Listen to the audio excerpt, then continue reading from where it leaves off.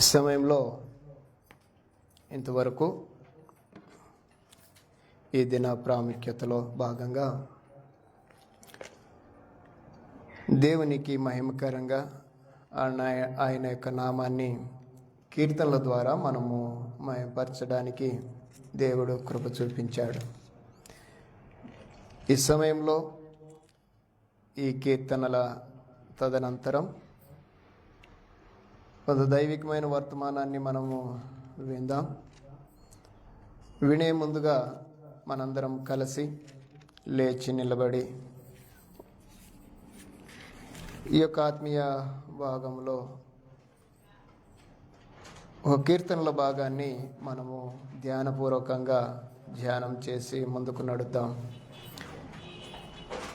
పరిశుద్ధ గ్రంథంలో నుండి కీర్తనల గ్రంథము 84వ కీర్తనల భాగాన్ని ఈ దినవాక్య భాగంగా మనము ధ్యానం చేద్దాం.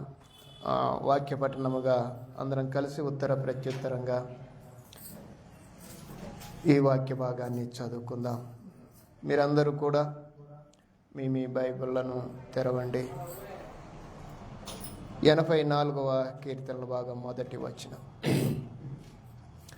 సైన్యములకు అధిపతి యగు యెహోవా, నీ నివాసములు ఎంత రమ్యములో!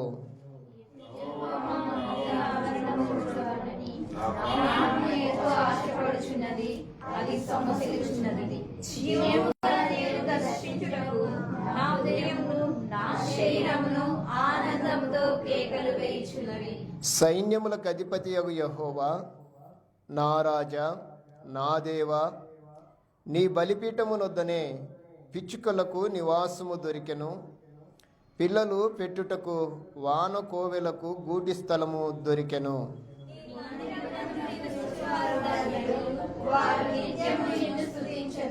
నీ వలన బలమునందు మనుష్యులు ధన్యులు, యాత్ర చేయు మార్గములు వారికి అతి ప్రియములు.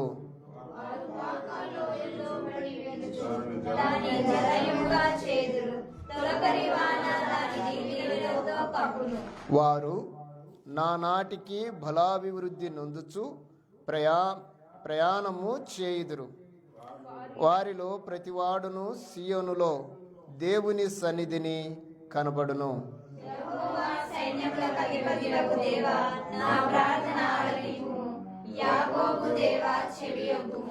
దేవా, మా కేడమా, దృష్టించుము.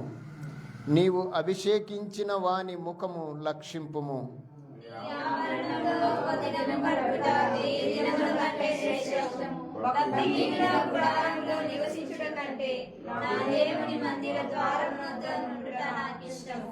దేవుడైన యెహోవా సూర్యుడును కేడెమునయ్యున్నాడు. యెహోవా కృపయు ఘనతయు అనుగ్రహించును. యథార్థముగా ప్రవర్తించు వారికి ఆయన ఏ మేలును చేయక మానడు.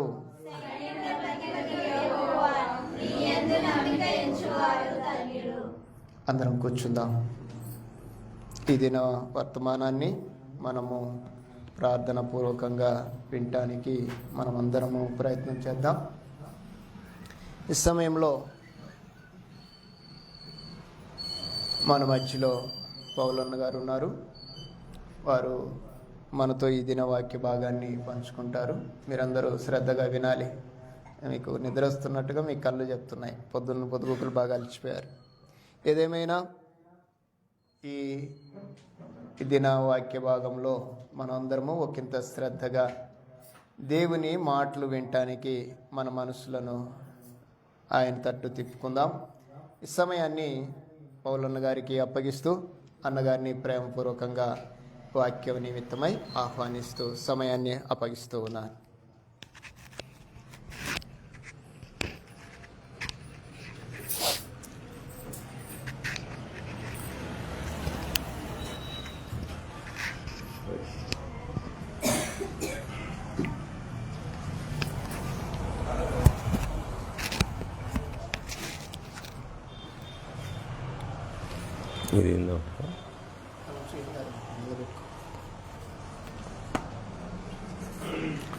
దేవునికి స్తోత్రములు. చేరి వచ్చిన మీ అందరికీ ప్రభుపేట వందనాలు చెల్లిస్తున్నాను. చాలా శ్రేష్టమైనటువంటి దినము, ఆశ్చర్యకరమైన దినము. ఈ దినానికి వీలుకోడు పలికేటువంటి సమయం కాబట్టి మనము ఈ అమూల్యమైన సమయాన్ని ప్రార్థన చేసుకొని మనము ప్రభువుకు అప్పగించుకొని వాక్యంలోనికి ముందు సాగిపోదాం. అందరూ కళ్ళు మూసుకున్నట్లయితే ప్రార్థన చేసుకొని ప్రభు పరిచర్యలోనికి వెళ్దాం.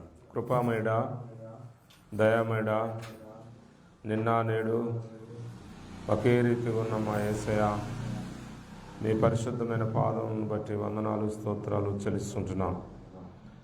గడిచిన ఈ 2025 జనవరి మొదటి ప్రభుదినం నుంచి మొదలుకొని ఈ డిసెంబర్ ఆఖరు నా ప్రభువా 31వ తారీఖు వరకు నా తండ్రి మీ కృపలో, మీ దయలో మమ్మల్ని భద్రపరుస్తూ, మా ప్రయాణాల్లోనూ మా పాపాలను క్షమిస్తూ, మా ప్రతి పనుల్లోనూ మీరు నా ప్రభువా సహాయం చేస్తూ, ఆదుకుంటూ, ఆదరిస్తూ, బలమిస్తూ, కృంగిన వెప్పుడు నా తండ్రి మీరు నా ప్రభువా బలపరుస్తూ వచ్చారు. దుఃఖంలో ఓదారుస్తూ వచ్చారు. ప్రతి సమస్యల నుంచి మీరు విడిపిస్తూ వచ్చారు. మంచి ఆరోగ్యాన్ని, అనారోగ్య పరిస్థితుల్లో ఆరోగ్యాన్ని ఇచ్చారు. మీరు మాకు తోడుగా ఉండి మాకు నీడగా ఉన్నందుకు మీకు వందనాలు. మీరు నిజమైన దేవుడు అని మీకు వందనాలు చెల్లిస్తున్నాను. బలవంతుడైన దేవుడని మీకు వందనాలు చెల్లిస్తున్నాను. కృపగల దేవుడని మేము వందనాలు చెల్లిస్తున్నాను. ప్రభువా, మీ అపారమైన ప్రేమ, మీ శాశ్వతమైన ప్రేమ, మీ యొక్క ఆశ్చర్యకరమైన ప్రేమ మా పట్ల వెల్లడిపరుస్తూ వచ్చిన మీ గొప్ప ప్రేమకై మీకు వందనాలు. ఈ దినము నా ప్రభువా, మాకంటే గొప్పవారును, ధనికులను, ఐశ్వర్యవంతులను, జ్ఞానవంతులను ఈ లోకాన్ని విడిచి వెళ్ళింటుండగా ఎందుకు పనికిరాని పడిపోయి చెడిపోయి ప్రభువానికి కూడా యోగ్యత లేక దారి తప్పినట్టు మమ్మల్ని మీరు నా ప్రభువా క్షమించి మీ బిడ్డలుగా, మీ సొత్తుగా, మీ వారసులుగా మమ్మల్ని నా తండ్రి చేర్చుకుని మా వయస్సును పొడిగించి మరొక నా ప్రభువా శ్రేష్టమైన సంవత్సరం ఆఖరి దినంలో మీ సన్నిధిలో మమ్మల్ని చేర్చుని దాన్ని బట్టి మీకు వందనాలు. ఇక్కడ జరుగుతున్న పరిచర్యలోను మీ బిడ్డలను బలపరుస్తూ వాడుకుంటున్న విధానం బట్టి మీకు వందనాలు. ఆయా ప్రాంతాల నుండి ఈ దినము నా ప్రభువా సిద్ధపరిచిన ఆయన మీ నామాన్ని మాయంపరచుటకు, మీరు చేసిన ప్రతి మేలు కాలు స్తుతించుటకు మీరు ఇచ్చిన గొప్ప భాగ్యం ఒకటి మీకు వందనాలు. ఇప్పుడు కొన్ని మీ లేఖనములు మేము ధ్యానిస్తుండగా ప్రభువా మీరు మమ్మల్ని జ్ఞాపకం చేసుకోండి. మీ ఆత్మతో మమ్మల్ని నింపండి. నా ప్రభువా నాడు యెషయా పెదవులను ముట్టినట్టుగా నా పెదవులను ముట్టండి.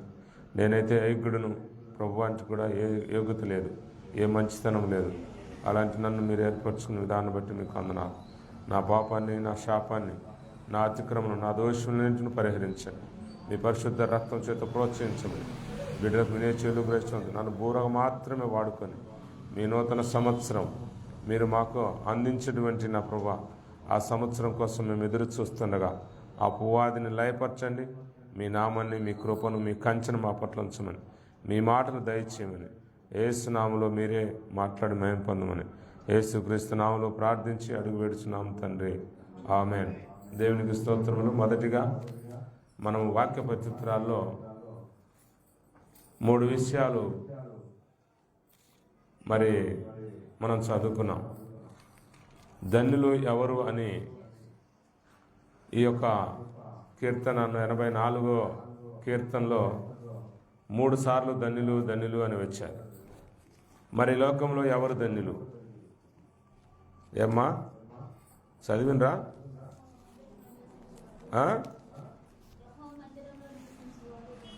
మొట్టమొదటిగా ఎక్కడ నివసించేవారంట?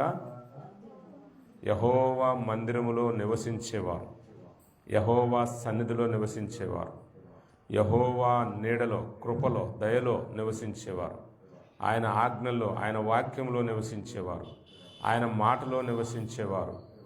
వారు ధన్యులు. ఎవరు ధన్యులు అంటమ్మా? ధన్యులు అంటే వారు దీవించబడిన వారు, ఆశీర్వదించబడిన వారు, ఆనందం కలిగిన వారు, సమాధానముగా ఉండేవారు, సంతోషముగా ఉండేవారు. వారు ధన్యులు. ఇంకొక మాట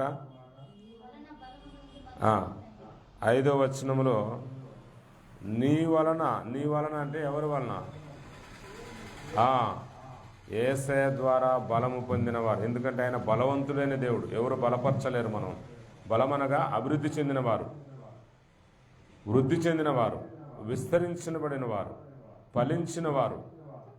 బలము అంటే వారు అధికారం కలిగిన వారు, దేవుని చేత హెచ్చించబడిన వారు, దేవుని చేత ఏర్పరచబడిన వారు, దేవుని చేత మహిమపరచబడిన వారు, ఎన్నుకొనబడిన వారు ధన్యులు అంటారు. ఇంకొక చాటమ్మా ఎక్కడుంది అది?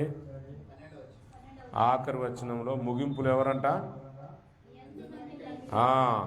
ఎవరు పరలోక రాజ్యం చేస్తారు? యోహాను సువార్త 5వ అధ్యాయం 24వ వచనంలో ఏం చెప్పబడుతుంది చూడండి. 5:24 నా మాట విని నన్ను పంపిన వాని యందు విశ్వాసముంచువాడు నిత్య జీవము గలవాడు. నమ్మడమన్నా, నమ్మికన్నా, విశ్వాసమన్నా ఇవన్నీ ఎవరంట? వారు ధన్యులంటే నిత్య జీవము గలవారు. వారిది పరలోక రాజ్యం. వారు దేవుని మందిరంలో ఉంటారు, దేవుని కనుదృష్టిలో ఉంటారు. లేఖనం చాలా చక్కని వాక్య పద్ధతురాలు. ఈ ఆఖరిలో ఇంతవరకు ఉన్నది ఒక లెక్క, ఇప్పుడు ఉండబోయేది ఇంకొక లెక్క. ఇంతవరకు జీవించిన జీవితం వేరు, ఇప్పుడు జీవించబోయేది వేరు. ఇదేంటంటే లేఖనాలు చెప్తున్నాయి. మనము భద్రముగా ఉండాలంటే మన స్థితి, మన గతి, మన ఆలోచన, మన జీవితం మనం ఎక్కడ ఉండాలా? దేవుని మందిరంలో ఉండాలా, దేవుని వాక్యానుసారముగా ఉండాలా. ఇప్పటి వరకు పడిపోయి ఉండొచ్చు, ఇప్పటి వరకు చెడిపోయి ఉండొచ్చు. ఈ ఆఖరి దినాల్లో దేవుని వాక్యం హెచ్చరిస్తుంది, జాగ్రత్త, ఇదిగో నువ్వు నా మధ్య ఉంటే నీకు ఆపద రాదు, నా గృహంలో ఉంటే, నా చేతి కింద ఉంటే. 91వ కీర్తన 1వ వచనంలో ఎవరమ్మా ఏం చెప్తున్నది? మహోన్నతుని చాటున నివసించువాడే, సర్వశక్తి నీడను విశ్రమించువాడు ఎవరమ్మా? ఈ ఒక్కరో దూరంగా పెట్టనమ్మా, మీరు కనపడడం లేదు. మీరు ఇంటుండ్రా నిద్రపోతుండ్రా నేను చూడొద్దు. ఇది ఒకరో ఇది తీయమ్మా, మీరు అంది లేకపోతున్నారే. దేవుని వాక్యము ఇప్పుడు జరిగింది ఒక లెక్క, ఇప్పుడు జరగబోయేది ఇంకొక లెక్క. మనం అనుకోవచ్చు నన్ను లెక్కలు అడుగుతాడేమో అని. దేవుడు చెప్తున్నాడు, నేను ఇప్పుడు లెక్కలు అడగను, ఇప్పుడు లెక్కలు అడగను, అవకాశం ఇస్తున్నాడు. లేఖనాల్లో ఉంటుంది చూడండి, యెషయా గ్రంథం లెక్కలు అడగను అంటున్నాడు దేవుడు. యెషయా 43:18-19.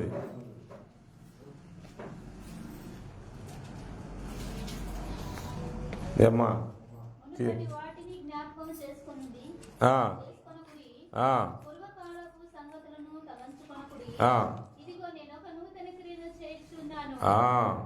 దేవునికి స్తోత్రములు. ఏం చేస్తున్నాం ఆయన? చూడండి ఏం చేస్తున్నాడు ఆయన. మనం అనుకుంటాం, అయ్యో నేను దొంగతనం చేశాను, నేను అబద్ధం చేశాను, నేను మోసం చేశాను, నేను వ్యసనపడ్డాను, నేను శిక్షకు పాత్రుడై ఉండొచ్చు అని మనం ఆలోచన చేసి నేను ఎలా దేవుని సన్నిధిలో ఉండాలి, దేవుని వాక్యం ఎలా ధ్యానించాలి, దేవుని బిడ్డల మధ్యలో ఎలా నిలబడుకోవాలి అంటే, ఈ లోకం మనం నిలబడితే ఏళ్ళు చూపుతూ ఉంటుంది. ఆయన నిన్నటిదానికి ఈ పని చేసిండు, ఇప్పుడు వచ్చి దేవుని మందిరంలో దేవుని బిడ్డలతో ఉంటున్నాడు. అయితే మన ప్రియ ప్రభు ఏం చెప్తున్నాడంటే, మీరు వాటి గురించి ఆలోచించకూడదు. అయితే ఆయన ఏం చెప్తున్నాడంటే, హెబ్రీయుల రాసిన పత్రిక 8వ అధ్యాయము 12వ వచనం, 10వ అధ్యాయం 17వ వచనం చూడండి ఉందో, నేను వారి దోషముల విషయమై దయగలిగాడు. మన దోష విషయంలో ఏమంటున్నాడంట? ఆయన దయగలిగినట, దయామయుడు, ఆయన కృపామయుడు. చూడండి, ఆయన దగ్గర కోపం లేదు, ఆయన దగ్గర ద్వేషం లేదు, ఆయన దగ్గర ఉగ్రత లేదు, ఆయన ఏమంటుంటారు, ఇంకొక సంవత్సరాన్ని మనకు ఆయుష్ పొడిగించి ఇంకొక దినాన్ని అవకాశం మనకు ఇస్తున్నాడు. ఆయన మన జీవిత గమ్యాలు ఎందుకు పెంచాడంటే తెలుసుకుంటామేమో, మనము ఆయన సన్నిధిలో నివసిస్తామేమో, ఆయన మాటకి ఇప్పుడైనా లోబడతారేమని ఆయన పిలుస్తూ ఉన్నాడు. మత్తయి సువార్త 11:28 ప్రయాసపడి ఈ సంవత్సరం అంతా పాపమనే కోపములో, శాపమనే కోపములో, దోషములనే కోపంలో, అతిక్రమలనే కోపంలో, అపవిత్రతలో, అబద్ధాలతో, వ్యభిచారములతో, దొంగతనములతో నివసించేవారులారా, మీరు నా యొద్దకు రండి. నా వద్దకు వస్తే ఆయన వద్దకు పోతే ఆయన కడిగి వేస్తాడు. ఆయన వద్ద ఒప్పుకుంటే 1 యోహాను పత్రిక 1:9 ఆయన నమ్మదగిన వాడు, నీతిమంతుడు కనుక మన పాపను మనం ఒప్పుకుంటే మన పాపమును క్షమించి ఆయన సమస్త దుర్నీతి నుండి పవిత్రులుగా, పరిశుద్ధులుగా, నిష్కలంకులుగా, నిందరహితులుగా చేస్తాడు. ఆయన మనం చేయవలసిన పని ఏంది? మనం వాటి గురించి ఆలోచించకూడదు. దేవుడే అంటున్నాడు యెషయా గ్రంథం 43:25 నేనే. చూడండి, యెషయా రాసినట్టు గ్రంథం 43:25 నేనే నా చిత్తానుసారముగా నీ అతిక్రమములను. ఆయనకి ఎవరు చెప్పలే, ఆయనకు ఆజ్ఞ ఇచ్చేవారు ఎవరు లేరు. ఆయనే నేనే, నా అంతట నేనే నిన్ను శుద్ధినిగా చేస్తున్నా, నా సన్నిధికి నేను పిలుస్తున్నాను, ఆహ్వానిస్తున్నాను. నువ్వు ఇక భయపడవలసిన అవసరము లేదు. కాబట్టి ఆ పాపను, ఆ అతిక్రమను ఎలా తీసివేశాడంటే అదే యెషయా గ్రంథం 44:22 మంచు విడిపోవునట్లు మన పాపాలను, మన శాపాలను, మన దోషాలను, మన అతిక్రమను, మన అవిధేయతను, మన అపవిత్రతను ఆయన ఎలా తీసివేశాడంట చూడండి. 44:22 మంచు విడిపోవునట్లు. మంచు ఎలా విడిపోతుంది చూసిరమ్మా? మంచు ఎలా విడిపోతుంది చూసిరా? మంచు, ఐస్ ఎలా విడిపోతుంది? విడిపోవడం అనగా కరిగిపోవడం. అది తన స్థానాన్ని వదిలిపెట్టినప్పుడు, అది ఉండబడినటువంటి స్థానంలో ఉండక పక్కకి వెళ్ళిపోతే ఏమవుతుంది? కరిగిపోతుంది. ఇక కనిపించదు. అది మళ్ళీ ఐస్ ఉంటుందా? ఐస్ కరిగిపోతే మళ్ళీ కనపడుతుంది ఐస్ అని. అట్టనే పాపాన్ని ఏం చేశాడంటే దేవుడు మంచు విడిపోవునట్లుగా. ఆ తర్వాత నేను నీ అతిక్రమమును మబ్బు తొలగినట్లు. చూసిరా మబ్బు ఎప్పుడన్నా? అమ్మా ఎవరన్నా చూసిరా మబ్బు? మబ్బులు ఎక్కడ ఉంటాయి? ఆకాశంలో ఒకసారి మబ్బు వస్తే ఎలా పోతుంది? అట్ట వెళ్ళిపోతుండే. ఎట్ట పోతుండే? మన కింది నుంచి చూసినప్పుడు అవి ఏం చేస్తాయి? కాసేపు సూర్యుని కప్పుతాయి, తర్వాత కొద్ది సెకండ్లలో పక్కకు తొలగిపోతాయి. అలా దేవుడు మన పాపాన్ని, మన శాపాన్ని ఆ విధముగా చేశాడు. కాబట్టి మనకు దేవుడు ఏం చెబుతున్నాడు అంటే, దేవుడు ఏం మాట్లాడుతున్నాడంటే, నా మందిరములో నా చేత ఆశీర్వదించబడి నా యందు నమ్మిక ఉంచువారు ధన్యులు, అట్టివారికి నిత్య జీవం ఉంది. నా మాట విని నన్ను పంపిన వాని యందు విశ్వాసం ఉంచు. ఎవరిని పంపాడు ఆయన? ఎవరిని పంపాడు? ఎవరిని పంపాడు? నిన్ననే కదా మనము 25వ తారీఖున చెప్పుకున్నాం కదా. ఆయన్ను అబ్దుతీ కుమారుని లోకానికి పంపించాడు. ఎలా పంపించాడు?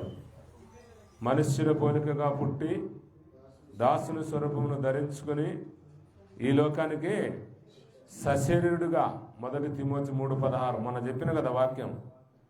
సశరీరుడుగా ఈ లోకానికి వచ్చాడు. రక్షకుడని ప్రకటించబడ్డాడు. దేవతలకు కనిపించాడు. సర్వలోకములైన సువార్త ప్రకటించబడింది. ఏమని ప్రకటించింది? దావీదు పట్టణమందు నేడు మీ కొరకు రక్షకుడు పుట్టి ఉన్నాడు. దానికి ఇదే మీకు ఆనవాలు. ఒక శిశువు పొత్తిగుడులతో చుట్టబడి పశువుల తొట్టిలో పరుండబెట్టు మీరు చూసెదరు అన్నారు. ఈనాడు లేఖనాలు అదే మాట చెబుతుంది. ఏం చెప్తున్నాడు? నేను వారి దోషముల విషయమై దయగలిగి ఉన్నాను, వారి పాపమును ఇకను ఎన్నడను జ్ఞాపకము చేసుకొనను. ఎక్కడుంది మా మాట? ఇప్పుడే మనం చదివినాం. హెబ్రీయులకు రాసిన పత్రిక 10వ అధ్యాయము 17వ వచనంలో మనం చదివాం. వారి పాపమును ఇకను ఎన్నడను జ్ఞాపకము చేసి కొననని ఎవరు చెప్తున్నాడు? చూడండి ఎంత గొప్ప ధన్యత మనకిచ్చాడు. ఈ ఆఖరి దినంలో దేవుడు హెచ్చరిస్తున్నాడు. అయ్యా నా కుమారుడా, నా కుమార్తె, నీ పాపం నేను జ్ఞాపకం చేసుకుని, నేను ఎన్నటికీ జ్ఞాపకం చేసుకోను. యెషయా గ్రంథంలో కూడా అదే చెప్తుంది, నీ పాపం నేను ఎన్నటికీ జ్ఞాపకం చేసుకుని. అంటే ఏం చేశాడు ఆయన? ఏం చేశాడు ఆ పాపాన్ని? కొలస్సీయులకు రాసిన పత్రిక 2వ అధ్యాయం 15వ వచనంలో రుణముగాను భారముగాను లిఖితపూర్వకమైన పత్రముతో వ్రాయబడిన పత్రాన్ని చేరాత ఏం చేశాడు? ఆ 3 మేకల మధ్యన ఆ సిలువకు కొట్టి దాన్ని తుడిసి వేశాడు. ఇక జ్ఞాపకం రాదు. తుడిసేస్తే జ్ఞాపకం రాదు, కొట్టేస్తే జ్ఞాపకం ఉంటుంది. ఒక అక్షరం రాసి మనం ఊరికే ఎంకుతో కొట్టేస్తే అది ఎప్పటికీ కనపడుతుంది. ఏమ్మా, కనపడుతుందా? కనపడదా? దాన్ని తుట్టుగా మనము, మీరు ఇల్లు తుడుస్తూ ఉంటారు రోజు, ఏడన్నా డస్ట్ పడినప్పుడు ఊరికట్ట తుడిచే పోదు అది. దాన్ని శుభ్రంగా కెమికల్ వేసి తుడిస్తే ఏమైపోతుంది? కాని రాకుండా పోతుంది. అలా మన ప్రభు మన పాపాలను ఆయన మీద వేసుకొని, ఆయన మన దోషాన్ని భరించి మనకు స్వస్థతనిచ్చుడుగా ఆయన కొరడా దెబ్బలు పడ్డాడు. అందుకనే నేను ఎన్నడను జ్ఞాపకము, ఎన్నడను, మనమైతే ప్రతిదినం ఎత్తి చూపుతాం. ఒక చిన్న పొరపాటు జరిగినా ప్రతి నిమిషం సందర్భం వచ్చిందంటే ఓహో మాట్లాడినవులే, చెప్పినవులే, నీ కథ నాకు తెలుసు. కానీ మన యేసయ్య అంటున్నాడు, మన కథలన్నీ ఎరిగినవాడు, మన ప్రవర్తన అంతా తెలుసుకున్నవాడు, మన మూమెంట్ మొత్తం ఆయన చేతిలో ఉంది. ఎందుకంటే ఆయన మనమును కలగజేశాడు. 100 కీర్తనలో ఆయన మన దేవుడు, మనమైన ప్రజలము, ఆయన మేపు గొర్రెలం, ఆయన పాలించు ప్రజలం. ఇంకా ఆయనే మన దేవుడైతే ఆయన మనల్ని పుట్టించాడు. ఇక మన చరిత్ర ఆయనకు ఉండకుండా ఉంటుందా? ప్రతి తల్లిదండ్రులకు వాళ్ళ పిల్లవాడి చరిత్ర తెలుస్తుంది. ఈయన సర్వలోకానికి తండ్రి, సర్వ సృష్టికర్త, సర్వాధికారము కలిగిన వాడు, సమస్తాన్ని ఆయన కలగజేసినవాడు, సమస్తం ఆయన చేతిలో ఉంది. యెషయా 39:15 ఏమంటున్నాడు? స్త్రీ తన గర్భమును పుట్టిన చంటి పిల్లను మరుచునా, వారైనా మరుచుదురు కానీ నేను నిన్ను మరవను. ఎక్కడ పెట్టుకున్నాడు ఆయన? ఇదిగో ఇక్కడ చూడండి అమ్మా, యేసయ్య అంటున్నాడు, నాకెళ్ళి కాదు, యేసయ్య అంటున్నాడు, ఇక్కడ చూడండి మీరు ఎక్కడ ఉండరు, ఇదిగో నా అరచేతుల్లో మిమ్మల్ని చెక్కి ఉన్నాను. ఏడ కింద పడతామోనని, ఏడ లేవలేని స్థితిలో ఉంటామోని, ఏడ మరణంలోనికి వెళ్తామేమని యేసుక్రీస్తు ప్రభు మనల్ని ఆయన చేతిలో పెట్టుకున్నాడు. కోడి తన పిల్లలను తన రెక్కల కింద కాపాడినట్లుగా ఈ సంవత్సరం అంతా ఆయన ఏం చేశాడు? కరోనా నుంచి కాపాడాడు. ఏమ్మా, కలర్ నుంచి కాపాడాడు, ప్రతి పనిలో కాపాడాడు, ప్రతి ప్రయాణంలో కాపాడాడు, ప్రతి విషయమైనటువంటి ఆలోచనలైనా కాపాడుతూ వచ్చాడు. ఎందుకంటే ఆయన మన తండ్రి, ఆయన యొక్క బాధ్యత వేసుకున్నాడు. మనం ఎవరు తొట్టిల్లుట ఆయనకు ఇష్టము లేదు, మనం నశించుట ఆయనకు ఇష్టం లేదు. కాబట్టి ఈ 2025లో మొత్తంలో నశించిన దానిని వెదకి రక్షించుటకు మనుష్య కుమారుడు ఈ లోకానికి వచ్చాడు. వచ్చి ఆయన ఇచ్చిన సర్టిఫికేట్ ఏంది? జక్కయ్య, నువ్వు త్వరగా దిగిరము. ఎందుకంటే హబక్కు 3:2 చెబుతుంది, సంవత్సరములు గతిస్తుండగా ఆయన కార్యములు, దేవుని యొక్క కార్యములు, దేవుని సంవత్సరాలు, దినాలు, రోజులు ఏమవుతున్నాయంట? నూతనపరచబడుతుందంట. ఇప్పుడు మనల్ని కూడా నూతనపరుస్తున్నాడు.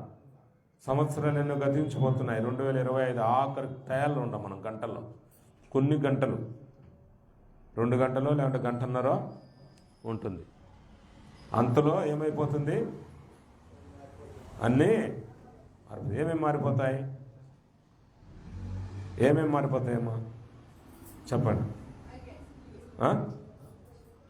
ఐస్ మారిపోద్దా? ఏం మారిపోతుందమ్మా?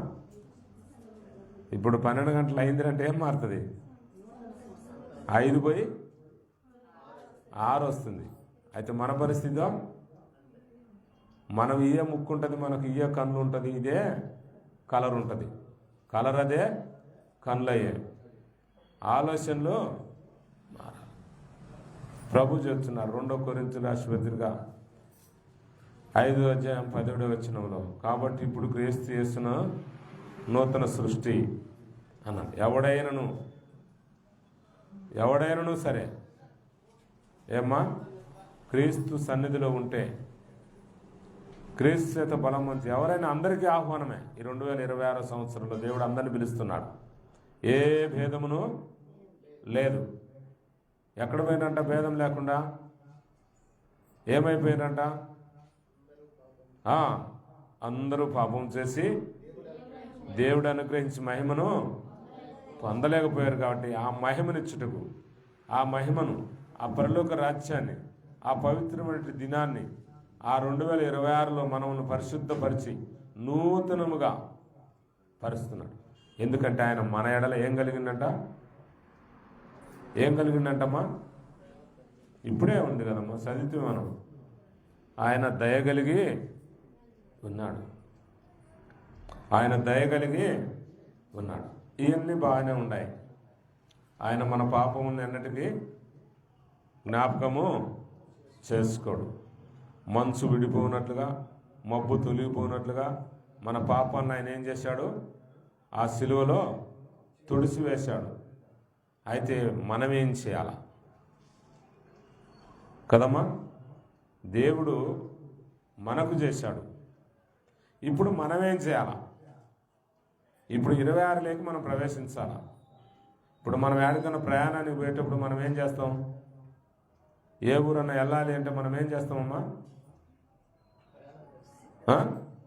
ఇప్పుడు చలి ప్రదేశం, ఇప్పుడు చలి.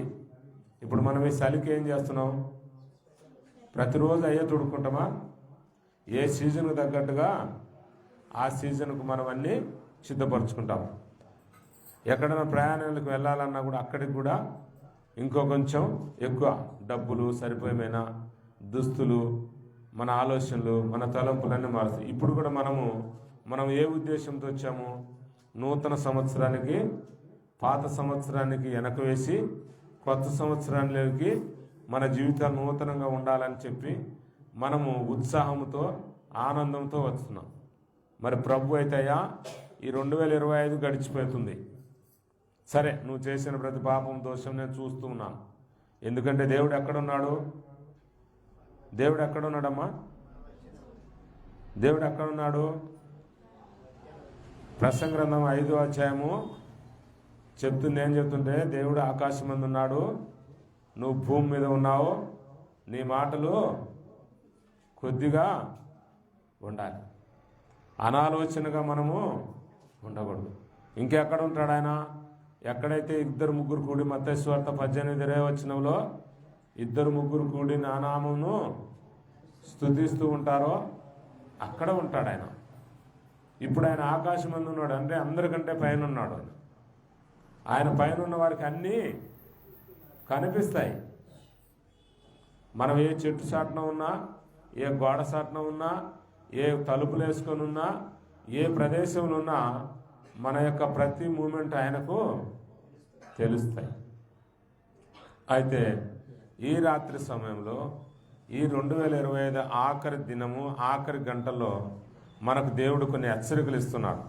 మనము నూతనముగా 2026 సంవత్సరంలో ఒక తీర్మానం కలిగి ఉండాలి. అయితే మనం ఏమేం చేయాలి? 26 సంవత్సరంలోనికి వెళ్ళక ముందే మనం ఏం చేయాలి? యెహెజ్కేలు గ్రంథం 18:31 చూడండి, టకటకటగా చూస్తుందండి. మీరు ఆపమైనంత వరకు నేను 2026లోకి మిమ్మల్ని తీసుకుపోయేదనక నిలబడే ఉంటా. ఏమ్మా, ఉండగలుగుతారా? ఉండలేరా? ఉంటానన్న వాళ్ళకే ఫలితం. 18:31 ఏజ్ గ్రంథం 18:31 చూడండి ఏముంది అక్కడ. మీరు జరిగించిన అక్రమ క్రియలన్నిటినీ విడిచి నూతన హృదయమును నూతన బుద్ధియు తెచ్చుకొనుడి.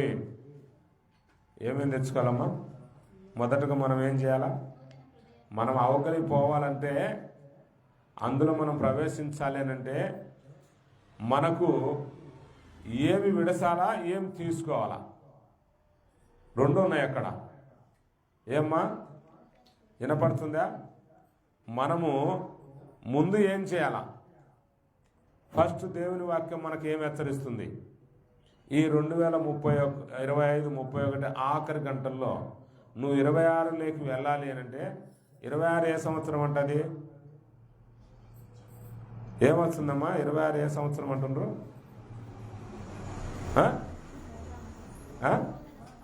నూతన సంవత్సరం, కొత్త సంవత్సరం,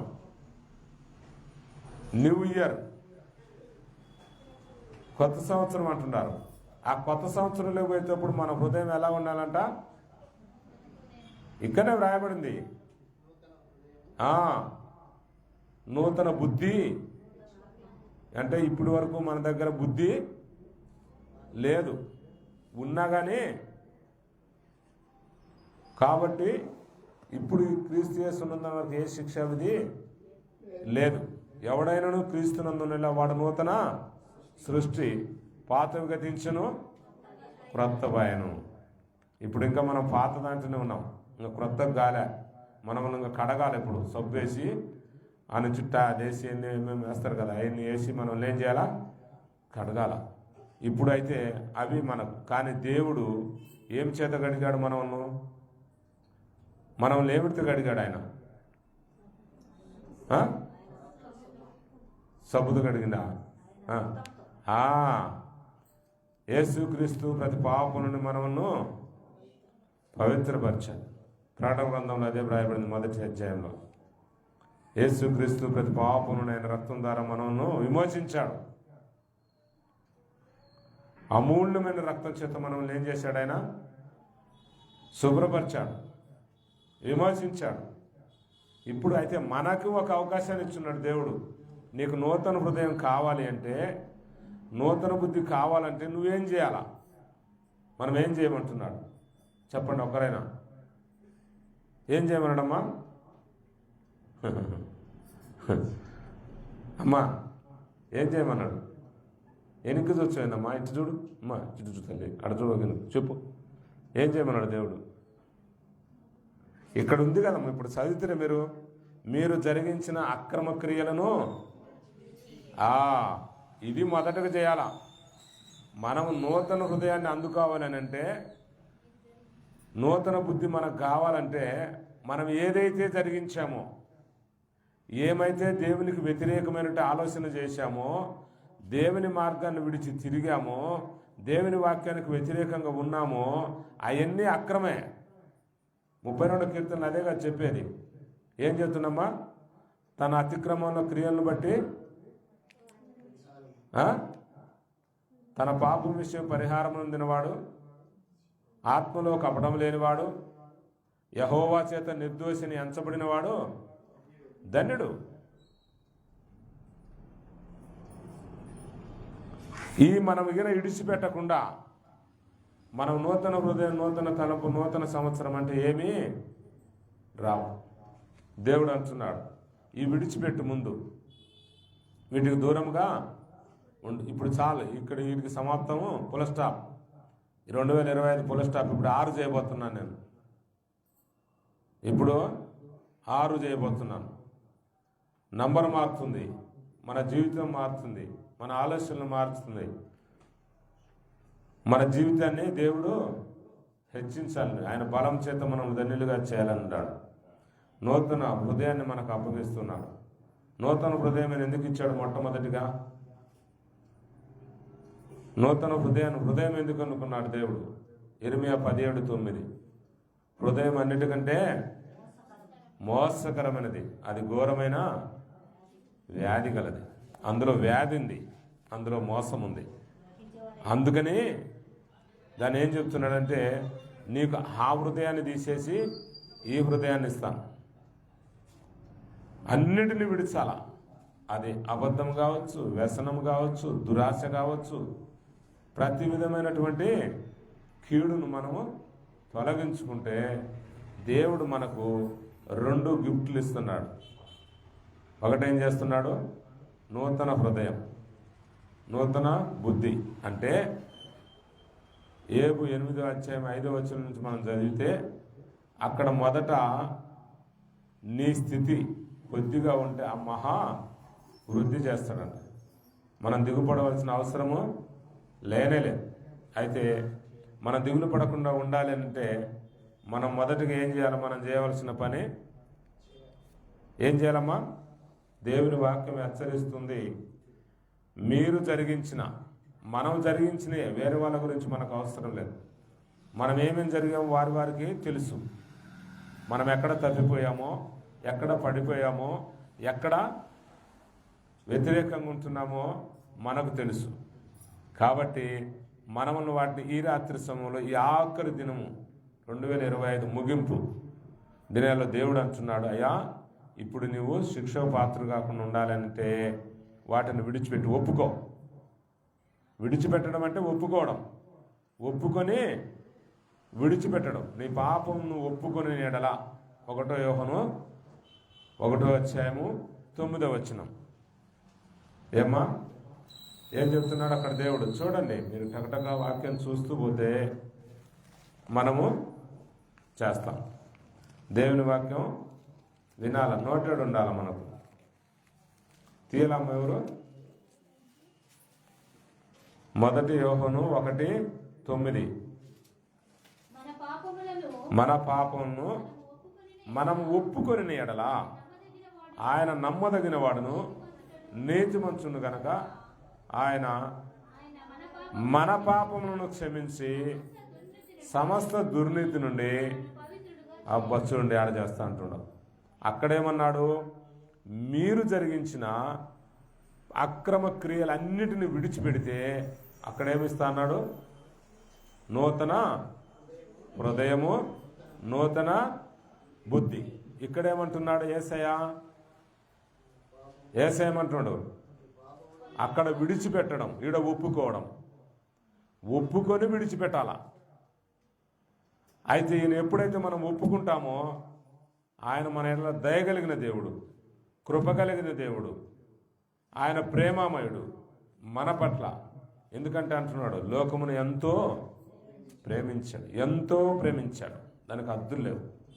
ఆ ప్రేమ ఉండబట్టే మనము ఈనాడు జీవిస్తున్నాం. మన గొప్పతనాన్ని చూసి కాదు, మన మంచితనాన్ని చూసి కూడా కాదు.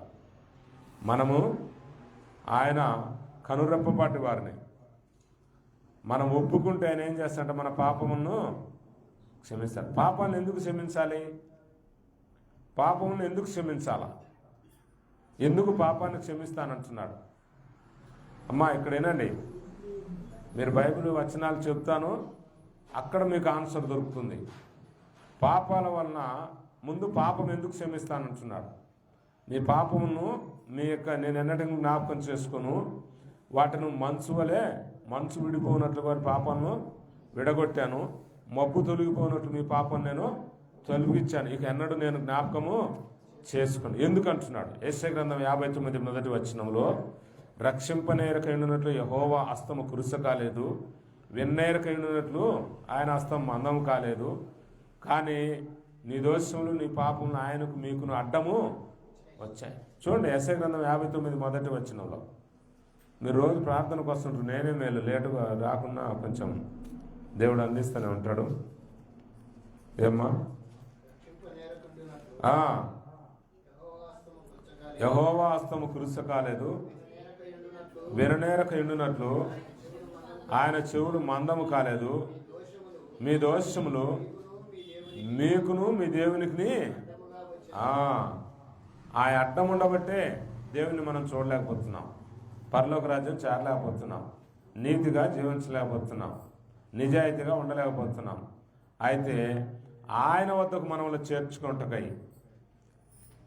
ఆయన వద్దకు మనను చేర్చుకుంటకై యేసుక్రీస్తు ప్రభువారు ఈ రాత్రి సమయంలో ఈ 2025 ఆఖరులో ఏమంటున్నాడంటే, నువ్వు జరిగించిన అన్ని అక్రమ క్రియలను, అంటే క్రమము కాకుండా, ఏదైతే క్రమశిక్షణ లేకుండా వాక్యానికి వ్యతిరేకంగా మనము జీవించామో వాటన్నిటిను విడిచిపెట్టి ఒప్పుకొని పశ్చాత్తాపడితే ప్రభువు ఈ సంవత్సరం ఆఖరి దినాలు ఏమంటున్నాడంటే ఆయన క్షమిస్తాడు.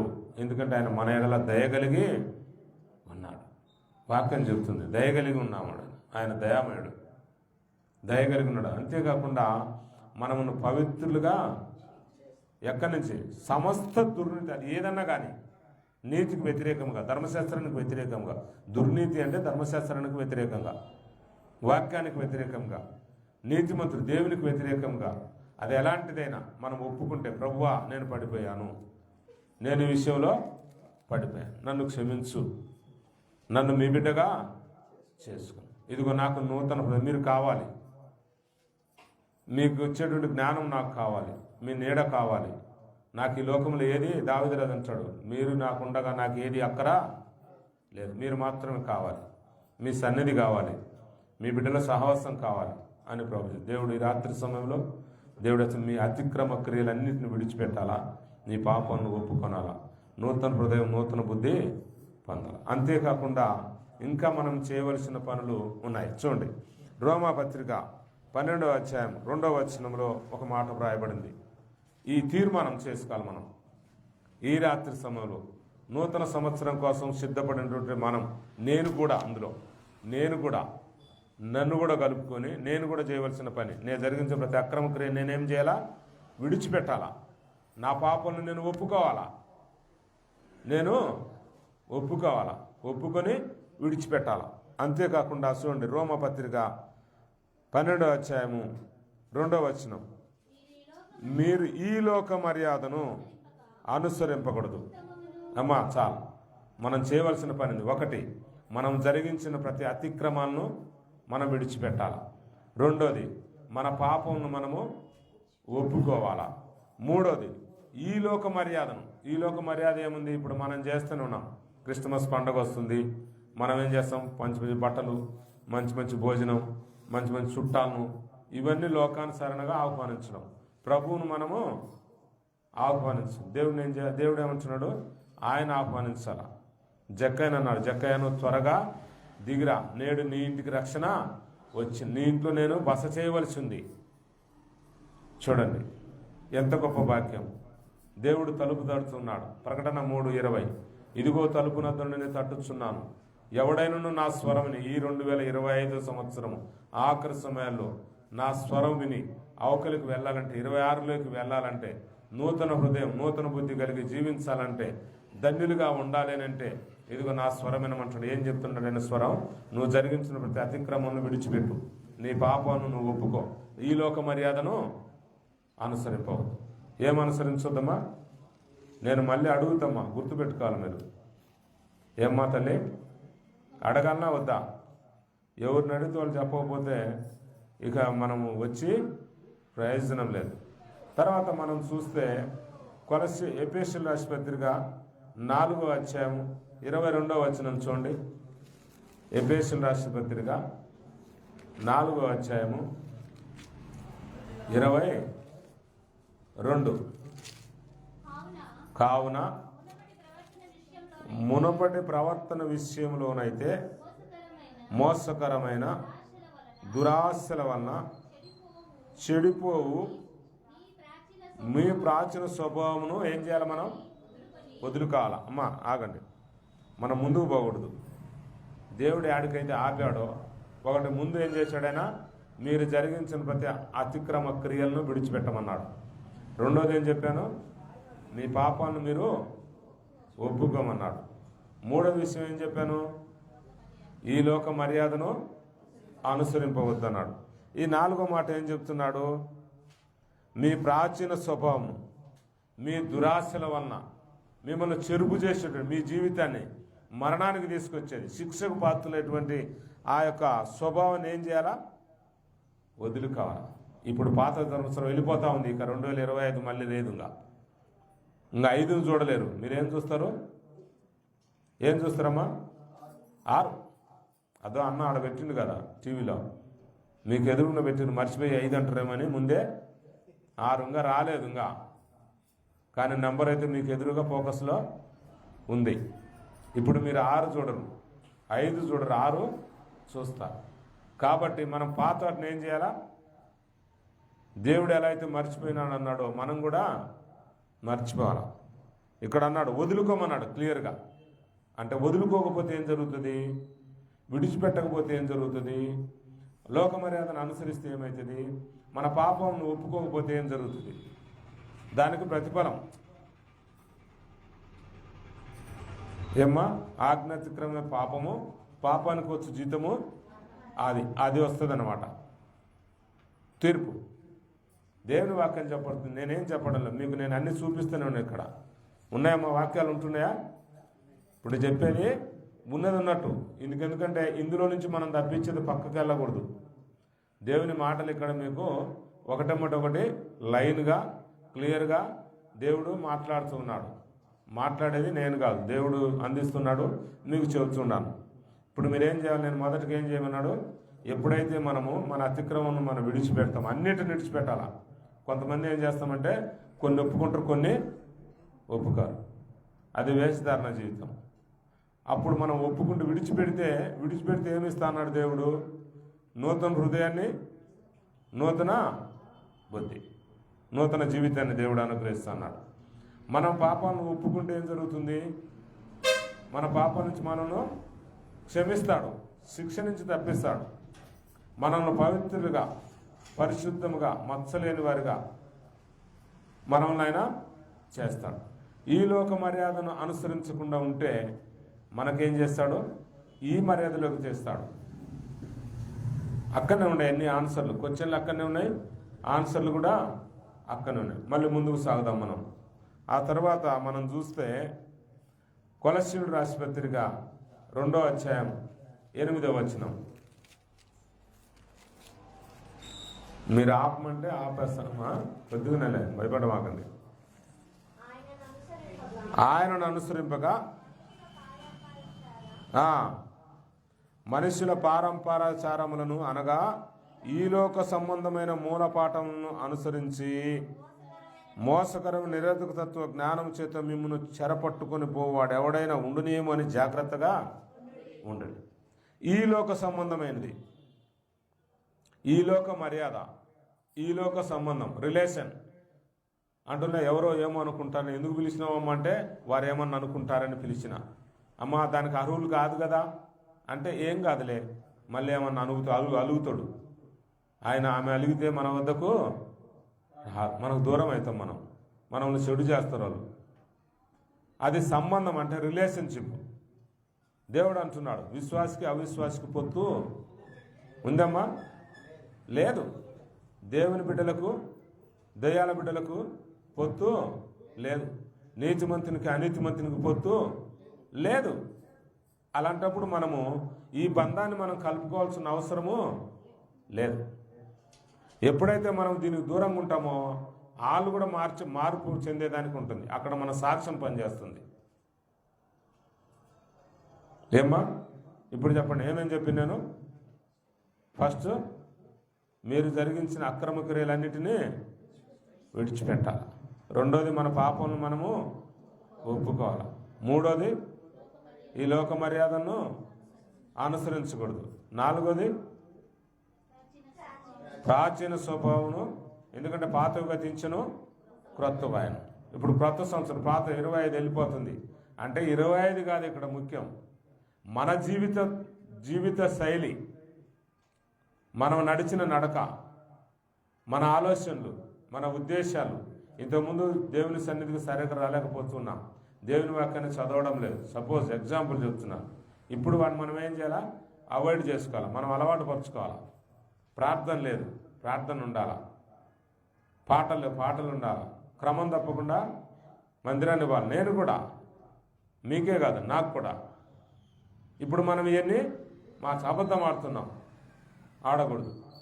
వ్యసన పడుతున్నాం, అనకూడదు. దొంగతనం చేస్తున్నాం, విడిచిపెట్టాలి.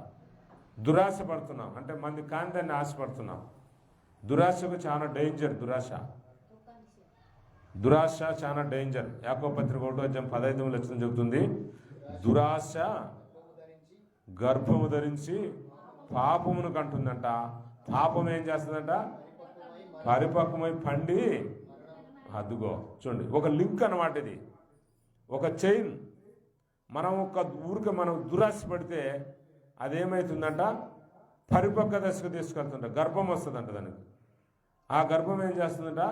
పరిపక్వం అంటే పూర్తిగా శిక్షకు పాత్రగా చేస్తుంది.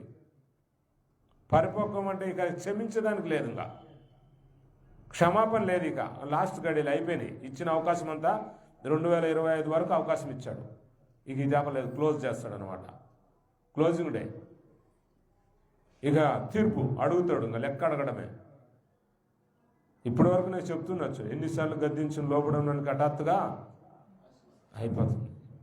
హెచ్చరిస్తున్నాడు, జాగ్రత్త అంటున్నాడు. అది ఎక్కడ తీసుకెళ్తుందంటే మరణానికి తీసుకెళ్తుంది.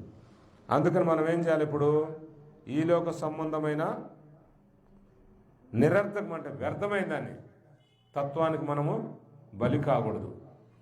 అంతేకాకుండా ఇదే కొలస్సీయుల పత్రిక 3:10 కూడా ఒక మాట వ్రాయబడింది. కొలస్సీయుల పత్రిక 3:9 నుంచి మనం చదివితే, ఒకరితో ఒకడు అబద్ధము ఆడం. ఇది పెద్ద గొడవ. అబద్ధము చాలా అనర్థాలకు దారి తీస్తుంది. అబద్ధం నిజాన్ని ఒప్పుకోకపోవడం, అది కాదు అనడం. ఆ తర్వాత అంతేకాకుండా ఇంకేం చెప్తుంటే, హేళనగా ప్రాచీన స్వభావమును దాని క్రియలను కూడా మీరు పరిత్యజించాలి. ఇక ఎప్పుడు మన జీవితానికి రానియకూడదు. ఎన్ని మాటలైనామా? మీకెందుకు నేను మాటికి అడుగుతున్నానంటే, మీకు జీవితాలు గుర్తుండుగానని, జ్ఞాపకం ఉండి మీ పొరపాట్లు మీరు, నా పొరపాట్లు నేను జ్ఞాపకం చేసుకోనట. ఎక్కడ పోయినా ఈ 10 మాటల్లో ఒక్క మాటనా కరెక్టే. మన అతిక్రమను చేసిన ప్రతి క్రియను మనం విడిచిపెట్టాలి. అన్నిటినీ అన్నాడు. ఊరికి అతిక్రమ క్రియలు విడిచిపెట్టమని దేవుడు అక్కడ క్లియర్గా కరెక్ట్గా ఏమనుందంటే అన్నిటినీ అనింది. తర్వాత నీ పాపము అనలేదు, నీ పాపమును అంటే ఆజ్ఞాతిక్రమే పాపం. చెప్పిన మాట వినకపోవడం కూడా మనం అనుకోవచ్చు, ఇదేముందిలే, కాదు. ఆజ్ఞాతిక్రమం కూడా పాపం. పాపముల జీతము మరణమే లాస్ట్కు. అదే ఇంక అప్పుడే సమాప్తం. ఇక మన ప్రయాణము ఉండదు. మనం 27 చూడం, 26 దేవుని దయ ఉంటే, ఎందుకంటే ఆయన దయ కలిగిన వాడు. 25 నుంచి అన్నిటిని విడిచిపెట్టి అక్కడికి రమ్మంటున్నాడు. అందులోనికి ఏం తీసుకొని పోవాలి? మనం నూతన హృదయము తీసుకొని పోవాలి, నూతన బుద్ధి తీసుకొని పోవాలి, పవిత్రులుగా పోవాలి. ఇంకా చెప్తాను, ఇక్కడ ఇంకా కొన్ని మాటలు చెప్తా. చూడండి, తీతు రాసినట్టు పత్రిక 2:12 చూడండి.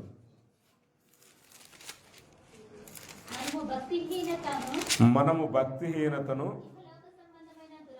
ఇహాలోక సంబంధమైన దురాలస్యలను విసర్జించాలి. ఏం విసర్జించాలంట?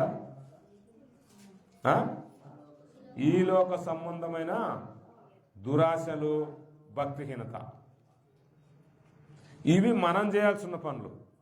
ముందు ఆయన చేసే పనులు చెప్పిండు, తర్వాత మనం చేసే పనులు మనం ఏమేం చేయాలా ఇక తీర్మానం చేసుకోవాలి. మనం 2026లో చేయవలసినటువంటి మన జీవిత మార్గం, ప్రయాణం. ఈ ప్రయాణంలోకి మనం 2026లో ఎలా ప్రయాణించాలా? ఇది 25 డిసెంబర్ ఆఖరు 31వ దినంలో చేయవలసిన పని ఏంటంటే మనం జరిగించిన అతిక్రమ క్రియలన్నింటిని ఏం చేయాలా? విడిచిపెట్టాలి. మన పాపాలను ఒప్పుకోవాలి. ఈ లోక మర్యాదలను అనుసరించవు. ఈ లోక సంబంధమైన రిలేషన్షిప్ను మనం కొనసాగించు. దురాలస్యను విడిచిపెట్టాలి. ప్రాచీన స్వభావమును విసర్జించాలి. తర్వాత ఏం చేస్తుందంట? ఈ లోక సంబంధమైన దురాశలను విసర్జించాలి. ఇవి మనం చేసే పనులు. ఇవి మనం ఖచ్చితంగా చేయాలి 26లోకి వెళ్ళాలంటే. ఏమ్మా పొరపాటు చెప్తున్నా? వాక్యంలోనే చెప్తున్నాను. వాక్యంలో ఏదైతే వ్రాయబడిందో అవే చెప్తున్నాను. అప్పుడు దేవుడు మొట్టమొదటిసారిగా నూతన సంవత్సరంలోనికి మనం ఏం తీసుకుని పోవాలా? ఏమ్మా? అక్కడే దేవుడు చెప్పాడు, నూతన హృదయము, నూతన బుద్ధి. తర్వాత ఏం చెప్పింది నేను? మన పాపాలను మనం ఒప్పుకుంటే క్షమాపణ కలిగి, అంటే రక్షణ. తండ్రి వీరేం చేసిన వీరిని క్షమించి ఆయన ఏం చేశాడు? మనకు రక్షణ ఇచ్చాడు. ఆ రక్షణ అంటే పవిత్రత. ఎందుకంటే హెబ్రీయుల పత్రిక 7:26 ఆయన పవిత్రుడు, ఆయన నిర్దోషి, నిష్కలంకుడు. చూడండి 7 హెబ్రీయుల పత్రిక 7:26 వ్రాసి ఉంటుంది మాట. ఆయన పవిత్రుడు. మనం ఎందుకు పవిత్రపరుస్తాడంటే ఆయన పవిత్రుడు కనుక ఆయన వద్దకు వచ్చేవారు, ఆయన సన్నిధిలో ఉండేవారు పవిత్రంగా ఉండాలి. అందుకు ఆయన పవిత్రపరు. చూడండి, తీయలేదమ్మా? 26 పవిత్రుడు చాలు. ఆయన పవిత్రుడు. అందుకని ఆయన నీతిమంతుడు కనుక, ఆయన నమ్మదగిన దేవుడు, నీతిమంతుడు కనుక మనము సమస్త దుర్నీతిని ఆయన పవిత్రులుగా చేయి. అది ఈ నూతన సంవత్సరానికి మనకు వెళ్ళే ముందు ఆ పనులు మనము చేయాలి, వాటిని విడిచిపెట్టాల. తర్వాత మనం లైన్కి వద్దాం.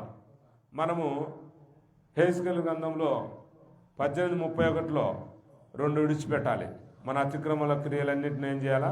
మనం జరిగించిన ప్రతిక్రియను విడిచిపెట్టి నూతన హృదయాన్ని, నూతన బుద్ధి కలిగి 2026లో మనం ప్రవేశించాలి. నెక్స్ట్ రోమపత్రిక 12:2 మనం చదువుకున్నాం. ఈ లోక మర్యాదను విడిచిపెట్టి మనం ఏం తీసుకుపోవాలా? ఉత్తమమును, అనుకూలమును, సంపూర్ణమై ఉన్న దేవుని చిత్తమేదో పరీక్షించి తెలుసుకున్నట్లు మీ మనస్సు మారి ఏం తీసుకోవాలమ్మా? నూతనము అడుగుట వలన రూపాంతరం పొందాల. చేంజ్ కావాలా? ఈ పాత ఇప్పుడు ఇక్కడ చేంజ్ అవుతుందా? ఇప్పుడు 25 పోయి 26 వస్తే నెంబర్ చేంజ్ అవుతుందిగా, అట్నే వస్తున్నాడా? కొత్త సంవత్సరం 25 పెట్టి ఈ రోజు నుంచి ఇంకా కొత్త సంవత్సరం అనే దానికి లేదు. ఇక్కడ నంబర్ మారుతుంది.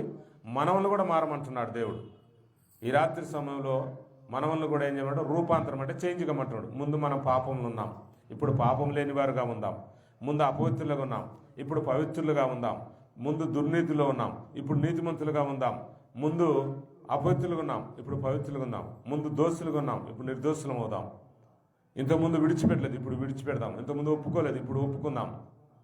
ఇప్పుడు ఇంతకుముందు అనుసరించలేదు, ఇప్పుడు అనుసరిద్దాం. ఏంటి అని? లోక మర్యాదను కాదు, దేవుని అనుసరిద్దాం. దేవుని ధర్మశాస్త్రాన్ని అనుసరిద్దాం, దేవుని వాక్యాన్ని అనుసరిద్దాం, దేవుని మాటలను అనుసరిద్దాం, దేవుని ఆజ్ఞను అనుసరిద్దాం. తర్వాత ఏం చదివాం? ఎఫెసీయుల రాసిన పత్రిక 4వ అధ్యాయంలోనికి వెళ్దాం.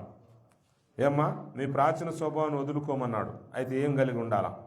నీతియు 24వ వచనంలో, 23వ వచనంలో మీ చిత్తవృత్తి యందు నూతన పరచబడిన వారై. అన్ని నూతనమే. ఏమ్మా? నూతన హృదయం, నూతనముగా మార్పు చెందడం. ఇక్కడేం చేయాలా?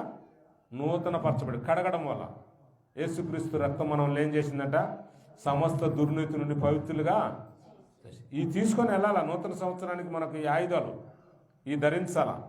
23వ వచనం చూడండి. నూతన చిత్తవృత్తి యందు నూతన పరచబడిన వారై, నీతియు యథార్థమైన భక్తి గల వారై, దేవుని పోలిక సృష్టింపబడిన నవీన స్వభావమును.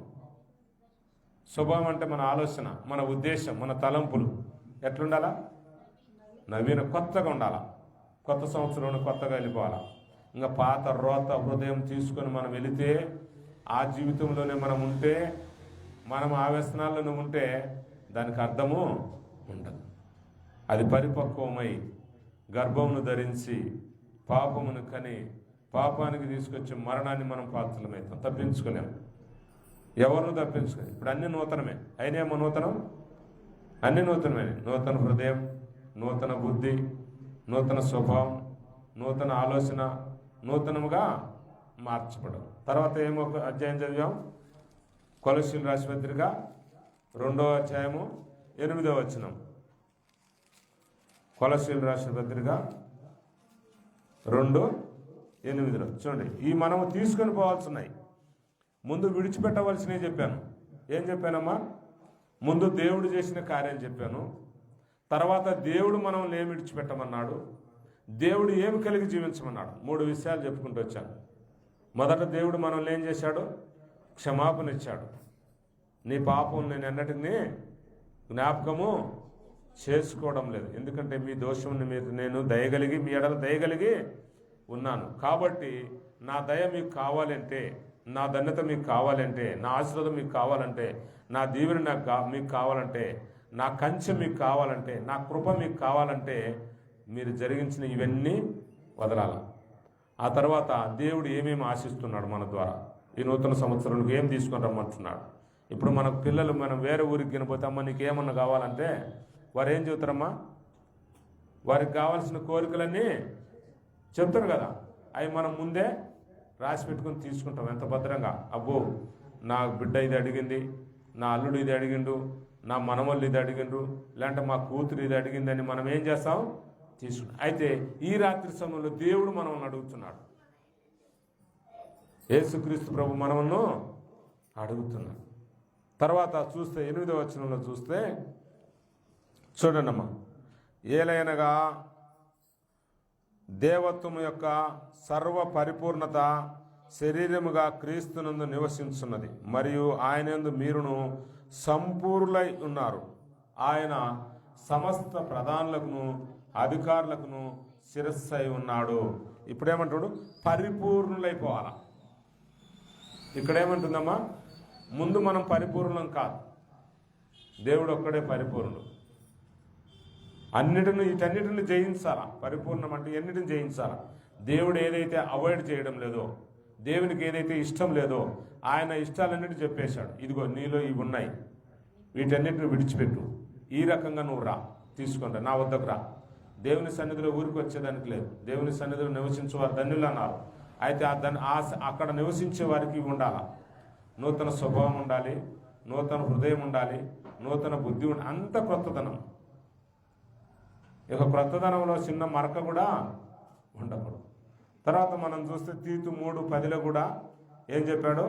నీ ప్రాచీన స్వభావమును దాని క్రియలను మీరు పరిత్యజించి జ్ఞానము కలుగు నిమిత్తం దానిని సృష్టించిన వాని పోలిక చొప్పున నూతన పరచబడుతున్న నవీన స్వభావమును ధరించుకోవాలి. ఏం పరచబడుతుందంట? నూతన పరచబడేది. ఇవి మనం చేయాలి. ఏం చేయాలమ్మా తల్లి? ఏం చేయాలి చెప్పండి? దేవుడు ఏం చెప్పాడు?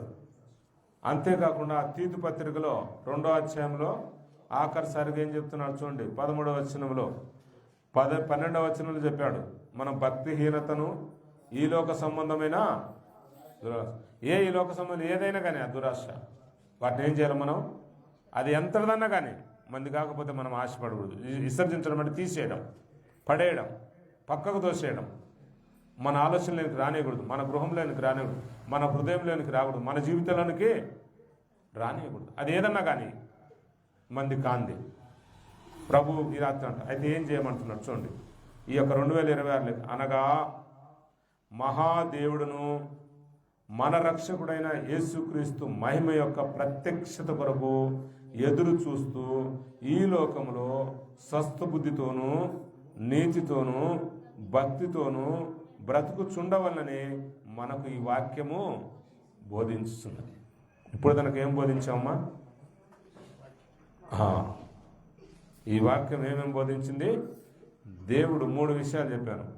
దేవుడు మన కోసం ఏం చేశాడు, దేవుడు మనం ఏం చేయాలన్నాడు, ఏం తీసుకొని రమ్మన్నాడు.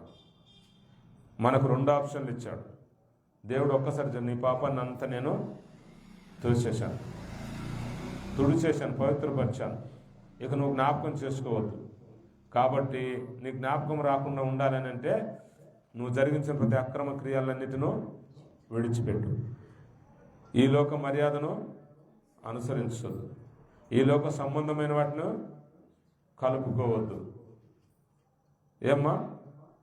సరే, ఏం తీసుకొని మనకు ముందే ఈ వాక్యము బోధించబడి చూడండి. మీకా రాసినటువంటి 6వ అధ్యాయము ఆఖరిసారిగా మనం చూసుకొని అన్నగారికి సమయము అందిద్దాం. ఏమ్మా? మీకా రాసినటువంటి 6వ అధ్యాయము 6వ వచనం చూడండి. ఏమి తీసుకుని వచ్చి నేను దేవుని సన్నిధిలో దేవుని దర్శించదను. ఏమ్మా? వినపడుతుందమ్మా? ఏమి తీసుకుని వచ్చి నేను యెహోవాను దర్శింతును. దేవుడు ముందే చెప్పాడు కదా, ఏది అనుకూలమో ఏది ఉత్తమమో మీకు చెప్పబడింది. ఏమేమి తీసుకొని రమ్మన్నాడు దేవుని సన్నిధికి? ఏమేమి తీసుకొని రమ్మన్నాడమ్మా? ఇప్పుడే మనం చెప్పుకున్నాం కదమ్మా. నూతన హృదయము, నూతన బుద్ధి, మన ప్రాచీన స్వభావం విడిచి నూతన స్వభావం, నూతన ఆలోచనలు, నూతన తలంపులు, నూతన ఉద్దేశాలు, నూతన జీవితం, పరిశుద్ధమైన జీవితం, పవిత్రమైన జీవితం మనం రూపాంతరం చెందాలి. అంతేకాకుండా ప్రకటన 2:5 ఏం చెప్తుంటే నువ్వే స్థితిలో పడిపోయావో చూడండి. అక్కడ కూడా ఒక మాట ఉంది. ఆఖరు ప్రకటన 2వ అధ్యాయం 5వ వచనం చూడండి. చాలాసార్లు నేను వచ్చినప్పుడు చెబుతూ ఉంటాను, ఈ మాట ఖచ్చితంగా గుర్తు చేస్తుంటాను. 5వ వచనం తీసిరమ్మా, మీరే చదవండి. తీస్తే చదువు.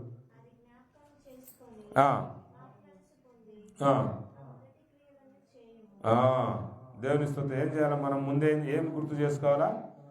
ఏ స్థితిలో పడిపోయితేమో అది జ్ఞాపకము చేసుకుని ఏం చేయాలా? మారు మనసు అంటే అది విడిచిపెట్టమని, రూపాంతరం అన్నాడు అక్కడ దేవుడు. మనం విడిచిపెట్టాలా ప్రతిదీ. దేవుడు అంటుంటే దేవునికి ఇష్టమైన ప్రతి కార్యం, ప్రతి ఆలోచన, ప్రతి తలంపు విడిచిపెట్టాలి. విడిచిపెట్టి ఏం చేయాలంటే మార్పు చేయాలంటే అక్కడి నుంచి మంచి స్థానానికి రావడం, దేవుని లేఖనాల్లోకి రావడం, దేవుని కనుదృష్టిలోకి రావడం. అప్పుడు ఏం జరుగుతుందంట? మారు మనసు పొంది ఆ మొదటి క్రియలను చేయము. అట్లు చేసి, ఇప్పుడు అందరు అట్లు చేసుకుంటుంటారు పండగకు కదమ్మా. ఇప్పుడు పండగలకు అట్లు చేసుకుంటారు, మనోళ్ళు చేస్తుంటారు లేదు. అట్లు అంటే గారెలేమో, గారెలు చేస్తున్నారు. ఆ గారెలు కాదు, దేవుని మాటలు. ఏం చెప్తుందంటే అట్లు చేసి నీవు ఎట్లా చేయాలా? పైన చెప్పినట్లుగా నువ్వు ఏ స్థితిలో పడిపోయినా ఒకటి జ్ఞాపకం చేసుకోవాలా, పడితే జ్ఞాపకం చేసుకోవాలా. మొదటి క్రియలను మారు మనసు పొందాలి. అట్లు చేసిన తర్వాత ఆ విధంగా మార్పు చెందితే దేవుడు ఏమంటుండంటే మారు మనసు పొందితేనే సరి. 25 అంటున్నాడు, మారు మనసు పొందితేనే సరే. హెచ్చరిస్తున్నాడు, ఖచ్చితంగా చెప్తున్నాడు, ఇక జాగ్రత్త అన్నట్టు. ఆ తర్వాత ఏమంటున్నాడు? లేని ఎడల నేను నీ వద్దకు వచ్చి నీ దీపస్తంభమును దాని చోట నుండి తీర్పది. ఈ రాత్రి సమయంలో చూడండి, దీపం అంటే జీవితం, ప్రాణం. మన ప్రాణం అంటులే, లోకమంతా సంపాదించుకుని తన ప్రాణం పోగొట్టుకుంటే అన్నీ చేశావు, 26 చూడకపోతే ఏం ఉపయోగం? ఎంతో ఉల్లాసంగా ఉంచిన అన్నీ చేశావు, మంచి మంచి బట్టలు కొడుచుకున్నావు, ఇల్లు ఉడిచారు, కడిగుండు అన్నీ చేసారు, అంతా చేశారు. కానీ ఇక్కడ లేదు మన దీపం. మన జీవితం దేవుని దృష్టిలో లేదు. అన్నీ బాగానే ఉన్నాయి. అట్ట తొలగిపోకుండా ఉండాలని అంటే దేవుడు ముందుగానే చెప్పాడు. ఏం చెప్పాడంటే నువ్వు దేని గురించి చింతపరుస్తున్నావు పనిచలేదు, ఏమి తీసుకుని వచ్చి మహోన్నతుడైన దేవుని సన్నిధిని నమస్కారము చేయి. ఎవరు ధన్యులంట దేవుని సన్నిధిలో? ఎవరైతే దేవుని సన్నిధిలో నివసిస్తారో వారు ధన్యులు, దేవుని బలం పొందిన వారు ధన్యులు, దేవుని నమ్మిన వారు ధన్యులు. చాలా చక్కని వాక్య పద్ధతులు అన్న చెట్టు చేశాడు 84వ కీర్తన. మనం కొన్ని మాటలు ఎమ్మటే ఏం చేయాలంటే కోడ్ చేసుకోవాలా. ఈ హెచ్చరికలు వస్తాయి, లాటరీ. ఎప్పుడైనా అడిగితే వాళ్ళను చెప్పాలి. తర్వాత ఇక్కడ ఏమంటుందంటే దేవుని సన్నిధిని నమస్కారం చేతును, దహన బలులను, ఏడాది దూడలను అర్పించి దర్శించునా, వేలాది కొలది పొట్టేలను, వేలది నదులంత విస్తారమైన తైలమును ఆయనకు సంతోషం కలదు. 26లో మనం అనుకుంటాం ఏమేమి కానుకలు తీసుకొని పోదాం అనుకోవచ్చు. 26 ఏం అవసరం లేదు అంటున్నాడు దేవుడు. ఏది ఉత్తమం ఏది అనుకూలమో నీకు ముందుగానే చెప్పబడి, నీకేమేమి విడిచిపెట్టాలనో అవి విడిచిపెట్టేది చెప్పిండు, ఏమేమి తీసుకొని రావాలనో అవి చెప్పాడు. లేఖనం ప్రకారం ఏమంటున్నాడు అంటే చూడండి, ఇక్కడ ఆఖరిగా 8వ వచనంలో, మనుషుడా ఏది ఉత్తమమో అది నీకు తెలియజేయబడింది. ఇప్పుడు వరకు చెప్పానమ్మా, గంట సేపు చెప్పిందా? గంట అయిందా? నేను వచ్చి చెప్పాను, అన్ని విషయాలు చెప్తూ వచ్చాను. సరే, అటు ఇటు. న్యాయముగా నడుచుకొనుట, కనికరమును ప్రేమించుటయు, దీన మనసు కలిగి నీ దేవుని ఎదుట ప్రవర్తించుటయు ఇంతే కదా, ఇంతే కదా. చూడండి ఎంత సింపుల్, ఇంతే కదా. నిన్ను ధనము అడగలేదు, ధాన్యము అడగలేదు, ఏది కూడా అడగలేదు. మన ప్రాణం కూడా దేవుడు అడగలే, ఎందుకంటే ఆయన దయగలిగిన వాడు. మన ప్రాణం అడిగింటే మనం ఈ దినం ఇక్కడ నిలబడలేము, 26కు సిద్ధపాటు కలగలేము, దేవుని సన్నిధిలో ఉండలేము. కాబట్టి ఆయన అడిగింది ఏంటంటే మనలో ఏముండాలంట? న్యాయముగా నడుచుకోవాలి ఒకటి. రెండోది కనికరము కలిగి జీవించాలి, ప్రేమించడం కలిగి ఉండాలి. ఎందుకంటే దేవుడు మనల్ని ప్రేమించాడు. నిన్ను వల్ల నీ పొరుగువాన్ని ప్రేమించు. ఇంకోటి ఏంటంటే దీన మనస్సు కలిగి నువ్వు దేవుని ఎదుట ప్రవర్తించాలి. నువ్వు ఊరిక వేస్తారు ఎవరైనా అయ్యా సార్ నమస్తే అట్ట కాదు. దేవుడు దీనుడయ్యాడు, తగ్గింపు కలిగిన జీవితం. దేవుడు ఏమన్నాడు అక్కడ ఫిలిప్పీయుల రాసిన పత్రిక 2వ అధ్యాయంలో, దేవునితో విడిచిపెట్టకూడని భాగ్యం ఎంచుకొనక తన్ను తాను తగ్గించుకున్నాడు. దీనుడై గాడిద మీద ఎక్కి వచ్చాడంట. అది దేవుడు గారు. ఇదే కదా, ఇంతే కదా యెహోవా నిన్ను ఈ 2025 ఆఖరి సమయంలో అడుగుతున్నారు. ఇవి లేకుండా 26కు వెళ్తే ఏమి ప్రయోజనము లేదు. ఇప్పుడు ఈ చెప్పిన ఈ 5 మాటలకు అవన్నీ వర్తిస్తాయి. ఇంతవరకు బోధించిన బోధంతా ఈ 5 మాటల్లో ఉన్నాయి. మీకా రాసినటువంటి 6వ అధ్యాయం 8వ వచనంలో, దేవుని ఎదుట ఇంతే కదా అడిగేది, దీన మనసు కలిగి జీవించుట, కనికరము, ప్రేమ, దయ, నీతి, న్యాయం. ఇదే దేవుడు కోరుకునే ప్రతి మనిషిని. కాబట్టి ఈ రాత్రి సమయంలో, ఈ ఆఖరి 2025 ముగింపు సమయంలో దేవుడు మనకు శ్రేష్టమైన సమయాన్ని, ఆయన సన్నిధిని, సేవకుని ఇచ్చి ఇట్టి గొప్ప భాగ్యం, ఆయన అమూల్యమైన మాటలు వినే భాగ్యాన్ని మనకు ఇచ్చాడు. కాబట్టి ఆయన లేఖనం చెప్పినట్లుగా నూతన సంవత్సరం కోసం ఏమైతే మనం కలిగి ఉండాలని బోధించాలి, వాటన్నిటిని తీసుకుని ఆ విధంగా జీవించటకై ముందుకు సాగి పోదాం. దేవుడి వాక్యాన్ని దీవించిన సమయం ఇచ్చిన అన్నకు ప్రత్యేకమైన వందనాలు. మీ అందరికి కూడా వందనాలు తెలియపరుస్తూ ముగిస్తున్నాం.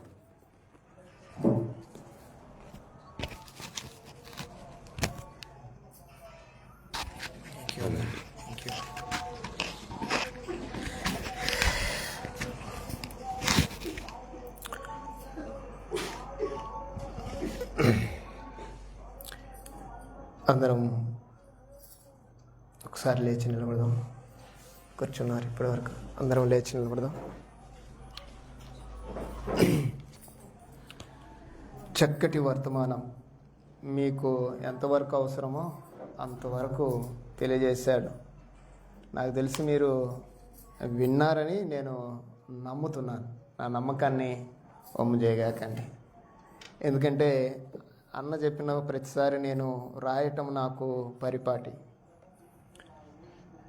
చక్కటి వర్తమానాన్ని అందించిన అన్నగారికి ప్రత్యేకమైన వందనాలు చెల్లిస్తూ, ఒక చిన్న పల్లవి చరణాన్ని మనం అందరం కలిసి, ఎందుకంటే మనం నిద్రపోవాలి, కొంచెం నిద్ర మత్తు వచ్చేసింది కనుక ఒక చిన్న పల్లవి. ఎన్ని తలచినా ఏది అడిగినా జరిగేది నీ చిత్తమే ప్రభువా, జరిగేది నీ చిత్తమే. నీ రాకకై వేచి ఉంటిని, నా ప్రార్థన ఆలకించుమా ప్రభువా, నా ప్రార్థన ఆలకించుమా. నీ తోడు లేక, నీ ప్రేమ లేక, ఇళ్ళల్లో నా ఏ ప్రాణి నిలువలేదు. నీ తోడు లేక, నీ ప్రేమ లేక, ఇళ్ళలో నా ఏ ప్రాణి విలువలేదు.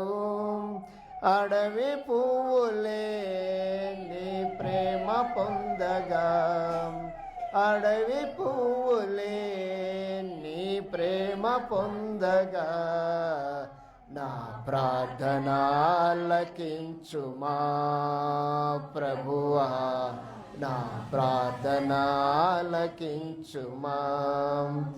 ఎన్ని తలచినా, ఏది అడిగినా, జరిగేది నీ చిత్తమే ప్రభువా, జరిగేది నీ చిత్తమే. ఆపదలో నన్ను వెన్నంటి ఉన్నా, నా కాపరి నీవై నన్నాదుకొంటివి. ఆపదలో నన్ను వెన్నంటి ఉన్నా, నా కాపరి నీవై నన్నాదుకొంటివి. లోకమంతయు నన్ను విడచిన, లోకమంతయు నన్ను విడచిన, నీ నుండి వేరు చేయవు ప్రభువా, నీ నుండి వేరు చేయవు. ఎన్ని తలచినా, ఏది అడిగినా, జరిగేది నీ చిత్తమే ప్రభువా, జరిగేది నీ చిత్తమే. అందరం కూర్చుందాం.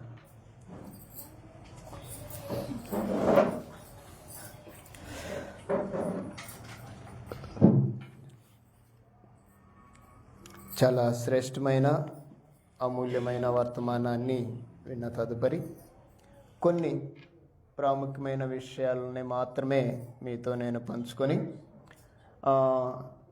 ఈ వాచ్ నైట్ సర్వీస్లో అనగా నూతన సంవత్సర ఆహ్వాన కూడికలో ముందుకు కొనసాగుదాం. ఎన్నో అమూల్యమైన విషయాలు ఈ 2025వ ముగింపు మాటలలో నూతన సంవత్సర ఆహ్వానానికి సంబంధించిన విషయాల్ని చాలా చక్కగా చాలా వివరంగా వివరిస్తూ మనల్ని ఒకంత దైవికంగా అన్నగారు మనల్ని నడిపించారు. చాలా సంతోషం.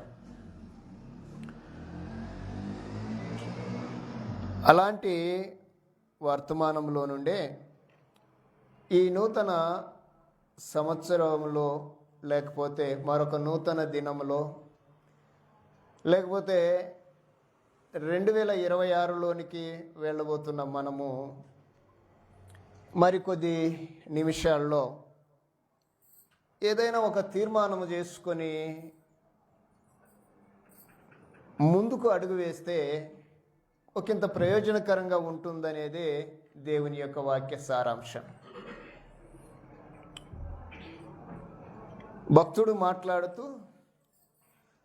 సంవత్సరములు జరుగుచుండగా నీ కార్యములను నూతనపరచుము అని అన్నాడు. సంవత్సరాలు గతించిపోతున్నాయి, కార్యాలు నూతనపరచబడుతూ ఉన్నాయా? ఏ కార్యాలు నూతనపరచబడాలి? వాక్యము చాలా స్పష్టంగా రాయబడిన మాట ఏంటంటే నీ కార్యములను నూతనపరచు అన్నాడు. ప్రియులారా, ప్రతివారు తన సొంత కార్యములనే కాక ప్రభు కార్యాలు కూడా చేయాలి. 2025లో మనం ఏం చేశామో మనకు తెలుసు. మనల్ని చూస్తున్న దేవునికి తెలుసు.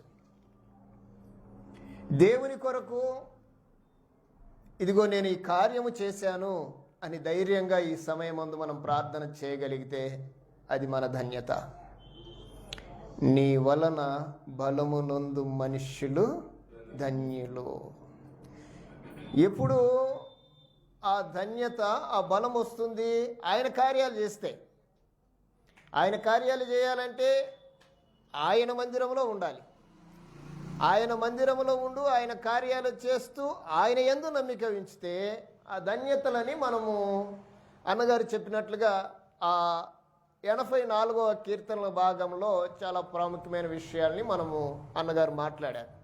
అయితే గడిచిన కాలంలో దేవుని కొరకు మనం ఏం చేశాం? నేనేం చేశాను? నేను ఏమి చేస్తే దేవుడు నన్ను ఇంత ఆయుష్మంతుడిగా చేశాడు? చాలా వరకు ప్రస్తుత దినాల్లో ఏదైనా మనము చేసామంటే అది మన కోసమే చేస్తాం. మీరు 2025లో ఏమి చేశారు అంటే మీరు దగ్గర నుంచి వచ్చే సమాధానం ఏంటో తెలిసిన?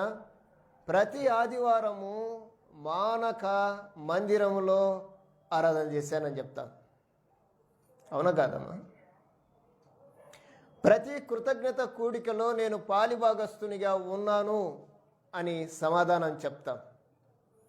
నా యొక్క ఆత్మీయ జీవితాన్ని కొనసాగించడానికి ప్రతిదినము ఆయన పాద సన్నిధిలో మోకరించి, అది మందిరమే కానీ గృహమే కానీ నేనుంటున్న స్థలమే కానీ అక్కడ మోకరించి నేను ప్రార్థన చేశాను అని చెప్పగలం. ఎవరిమి? ఆయన యందు ఉన్నవారిని. ఇదంతా ఎవరి కోసము ఆరాధన చేశాము, ప్రార్థన చేశాము, ఆధ్యాత్మిక కార్యక్రమాల్లో పాల్గొంటున్నాము. ఇది ఎవరి కోసమంటే ఇది మనమల్ని మనము ప్రతిదినము వాక్యము దగ్గరికి వెళ్ళి మనమల్ని మనము చూసుకోవటానికి, లేకుంటే మనమల్ని మనం పరిశీలన చేసుకోవటానికి, మన ఆత్మీయతను దిగజారిపోకుండా, లేకుంటే మన ఆత్మీయత తొలగిపోకుండా మనమల్ని మనము స్థిరపరచుకోవటానికి చేస్తున్న కార్యాలు. ఈ 2025లో దాదాపుగా నాకు తెలిసి మనమందరము మన కార్యాలే చేస్తుంటాం, సేవకులకు కాకుండా. అన్నగారిని అడిగితే నేను అన్ని స్థలాలకు వెళ్ళి వాక్యం చెప్తున్నాను దేవుని పని కొరకు అని చెప్తాం. మీరు ఎవరికైనా దేవుని వాక్యాన్ని తెలియజేశారా? దేవుని కోసం మనం ఏం చేశాం? మన కోసం అన్ని చేసుకున్నాం. నేను ఆరోగ్యంగా ఉండాలని, నా కుటుంబం ఆయుష్ ఆరోగ్యాలతో ఉండాలని, నేను సుఖంగా సంతోషంగా ఉండాలని, ఏదైనా సమస్య కానీ అనారోగ్యం కానీ కలిగితే దాని నుంచి విడుదల పొందాలని నా కొరకు నేను ప్రతిదినము దేవుని దగ్గర మొరపెడుతూనే వచ్చాను అని చెప్పటం కంటే, అది చేయొద్దని నేను చెప్పను, కానీ అలా చేస్తూ నీకోసం నువ్వు చేస్తూ దేవుని కోసం మనం ఏం చేశాం?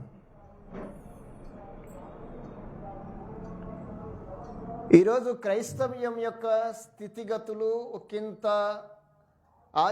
ఆధ్యాత్మిక తత్వాన్ని తగ్గిపోవటానికి గల కారణం ఏంటంటే అందరూ వారి వారి స్వకార్యాలే చేస్తున్నారు, కానీ దేవుని కార్యాలు చేయటం లేదు.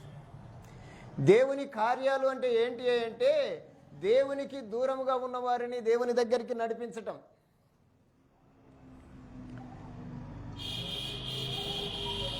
దైవత్వం ఎరగని వారికి దేవుడేంటో తెలియచేయటం.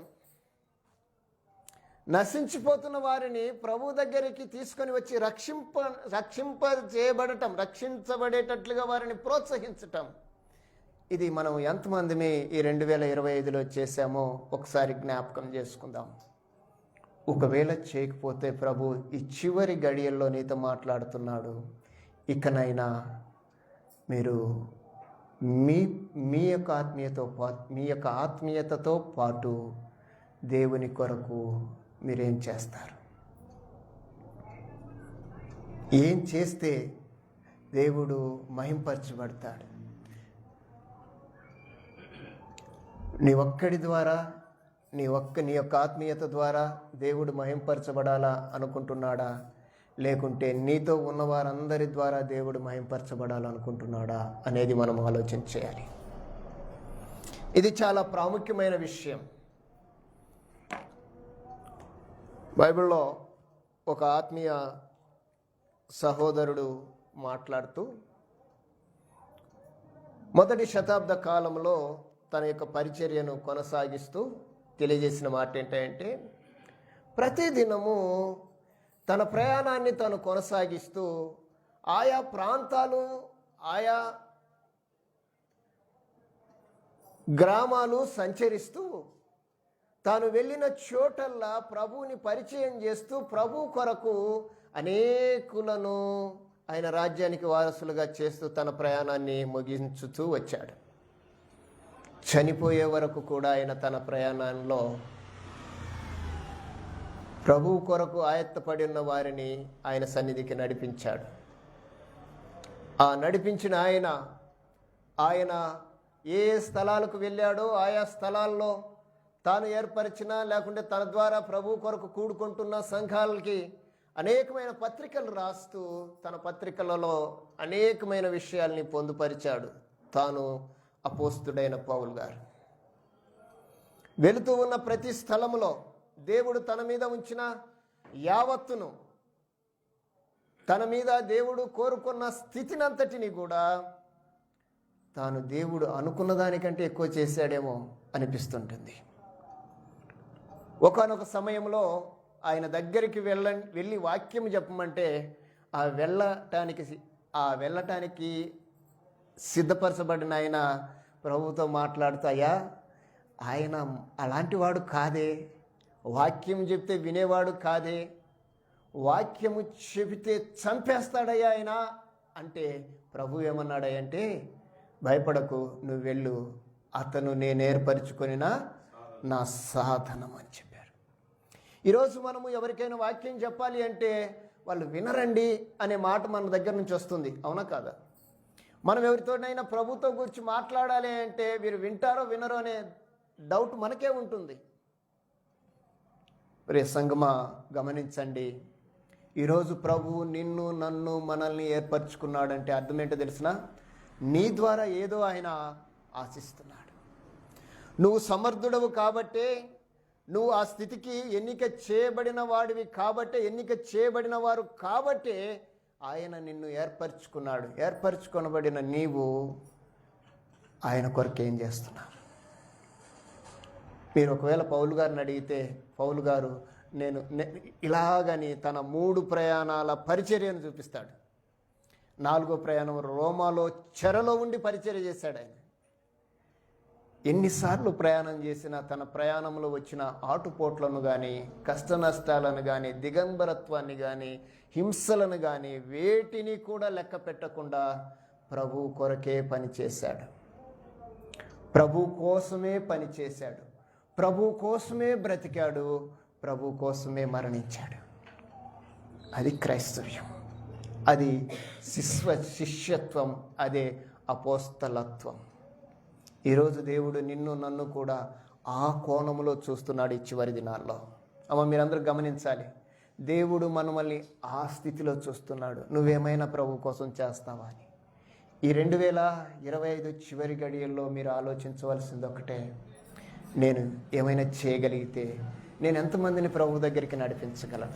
ప్రభు నీతో మాట్లాడినప్పుడు, ప్రభు నీతో సంభాషించినప్పుడు, ఇంత సంక్షిప్తమైన అర్థవంతమైన సమాచారాన్ని దేవుడు నీకు అప్పగించినప్పుడు నువ్వేం చేస్తున్నావు? ఒక చిన్న మాట మీతో చెప్పమంటారా? ఒకానొక సమయంలో ఎవరూ ఎన్నిక చేయబడని ఒక స్త్రీ ప్రభువుని ఎదుర్కోవటానికి, లేకుంటే ప్రభు ఆమెను కలుసుకోవటానికి వెళ్ళినప్పుడు వారి యొక్క సంభాషణ మనం అర్థం చేసుకోవాలి. ప్రభు ఆమెతో మాట్లాడాడు. ఎవరామె? సమరయ స్త్రీ. సమరయ స్త్రీతో సంభాషించిన తర్వాత ఆమె ఏం చేసింది? ప్రభు మాటలు విన్నా ఆ తల్లి ఏం చేసింది? అమ్మో, నేను అంటరాని దాన్నే, నువ్వు నాతో మాట్లాడితే కుదరదే, నేను మీతో మాట్లాడకూడదు, మాకు సాంగత్యం లేదు అని చెప్పిన ఆమె ఏం చేసింది అంటే ఊరికే అని ఆమె ఎక్కడ కూర్చున్నదండి. ప్రభువుతో ఒక్కసారి మాట్లాడితే ప్రభు ఆమె యొక్క హృదయం అంతటిని ఒక్కసారి అలా ఇదిలించితే ఏం చేసిందంటే తన యొక్క కుండను విడిచిపెట్టింది, పరిగెత్తిందండి. ఎంత వేగంగా పరిగెత్తిందో ఆ వేగములో తన పాలెమంతటిని, తన గ్రామం అంతటిని, తమ ప్రాంతం అంతటిని కూడా పరిగెత్తి పరిచర్య చేసింది ఆమె. మీకు తెలుసా ఎప్పుడన్నా సమరయ స్త్రీ పరిగెత్తే చేసింటది అనుకుంటాను నేను. బైబిల్ అలాగే ఉంది, ఒక ట్రాన్స్లేషన్లో అలాగనే రాయబడి ఉంది. ఆమె పరిగెత్తి పరిచర్య చేసి, ఆ పరిచర్య చేయడం అంటే ప్రభువును గూర్చి వారికి తెలియజేసింది. ఏమైతే విన్నదో అదే చెప్పింది, మరేం మాట్లాడాలా. నేను చేసినవన్నీ నాతో చెప్పిన మనుష్యుడు ఇతడు మెస్సయ్య కాడా అని చెప్పింది. ఆ రోజు సమాజం అంతా మెస్సయ్య కోసం ఎదురు చూస్తూ ఉన్నారు. యేసు ప్రభు లేకుంటే ఆ లోకరక్షకుడు వస్తాడని, అభిషక్తుడు వస్తాడని, తమలను పాలించే ప్రభు వస్తాడని ఆ రోజు ప్రజలందరూ ఎదురు చూస్తూ ఉంటే అలాంటి శుభవర్తమానాన్ని ఒక సమరయ స్త్రీ పరిగెత్తి ఆ ప్రాంతం అంతటికి తెలియజేస్తే ఆ ప్రాంతం అంతా ఏం చేశారో తెలుసా? ఇవాళ గదిలే రేపు పోదామట్లా వారు కూడా పరుగు పరుగున ప్రభు దగ్గరికి వచ్చారు. ఒక్క స్త్రీ ప్రభువుతో మాట్లాడితే ఒక గ్రామమే, ఒక ప్రాంతమే తరలి వచ్చిందే. ఆమె ఏం చెప్పింది అంటే ప్రభు ఏం మాట్లాడాడో అదే చెప్పింది. ఇక్కడ సేవకులు ఏం మాట్లాడుతున్నారు ఒకంత ఆ మాటలు మన హృదయంలో భద్రపరచుకోగలిగితే, అమ్మ వినండి, ఆ మాటలు మన హృదయంలో భద్రపరచుకోగలిగితే మనము మన స్నేహితులకు చెప్పుకుంటాం, మన బంధువులకు చెప్పుకుంటాం, మన ముఖాముఖిగా కలుస్తుంటారు చూడండి, వారితో చెప్తాం. వారు చెప్తే వెంటనే నీ మాటలు విని మారేవారు ఉంటారు అండి. కొందరి మాటలు వింటారు, కొందరి మాటలు నమ్ముతారు. అలాంటి వారిని దేవుడు నీ దగ్గరికి పంపిస్తున్నాడేమో. అలాంటి వారితో దేవుడికి నువ్వు పరిచయం చేస్తావని ఆశపడి నీ దగ్గరికి పంపిస్తున్నాడేమో. అలాంటి వారు వచ్చినా మనము వారిని ఒకంతగా దేవుని మాటలు కాకుండా లోక సంబంధమైన మాటలను మాట్లాడి పంపిస్తున్నామేమో. ఆలోచన చేయండి. ఎంతమంది మనల్ని దినదినము ప్రభువు మన దగ్గరికి నడిపిస్తున్నాడో, ఎందుకు నడిపిస్తున్నాడో మనం ఒకంత ఆలోచన చేసి ప్రభువుని గురించి ఒక మాట చెప్పగలిగితే ఎంత భాగ్యం. ఒక 100 మందికి చెప్తే కనీసం ఒక్కరైనా రారంటారా? ఒక్కరైనా ఆలోచించారంటారా? వచ్చే సంగతి అటు పక్కన పెట్టండి, మనము చెప్పటం మన బాధ్యత. మన బాధ్యత ఏంటో తెలిసిన, మనం ఏమైతే విన్నామో, ఏమైతే మన హృదయాన్ని తాకిందో, ఏ మాటలైతే మన హృదయంలో అలజడిని లేపాయో ఆ మాటలని మనము వారికి చెప్పటం వరకే మన బాధ్యత. నడిపించటం ఎవరి బాధ్యత? దేవుడి బాధ్యత. అమ్మ మీరు వింటున్నారా? చెప్పటం మన బాధ్యత. నేను చెప్పానండి, నువ్వు చెప్తూనే ఉండాలి. దేవుడు అందుకోసం మనల్ని ఉంచాడు, దేవుని పని కోసమే మనల్ని ఏర్పరిచాడు. దేవుడు మన ద్వారా ఏదో కోరుకుంటున్నాడు. ఎందుకంటే అందరినీ పిలవకుండా నిన్నే ఎందుకు పిలిచాడు? పిలువబడిన వారు అనేకులు, ఏర్పరచబడిన వారు చెప్పండి, పిలువబడిన వారు అనేకులు, ఏర్పరచబడిన వారు ఆ కొందరిలో మనమున్నాం. మన ద్వారా దేవుడు కోరుకుంటున్నదేదో మనము చేయటానికి సిద్ధపడాలి. ప్రియులారా, నా మాటలు కొంచెం జాగ్రత్తగా ఆలోచన చేయండి. ఒక తీర్మానం,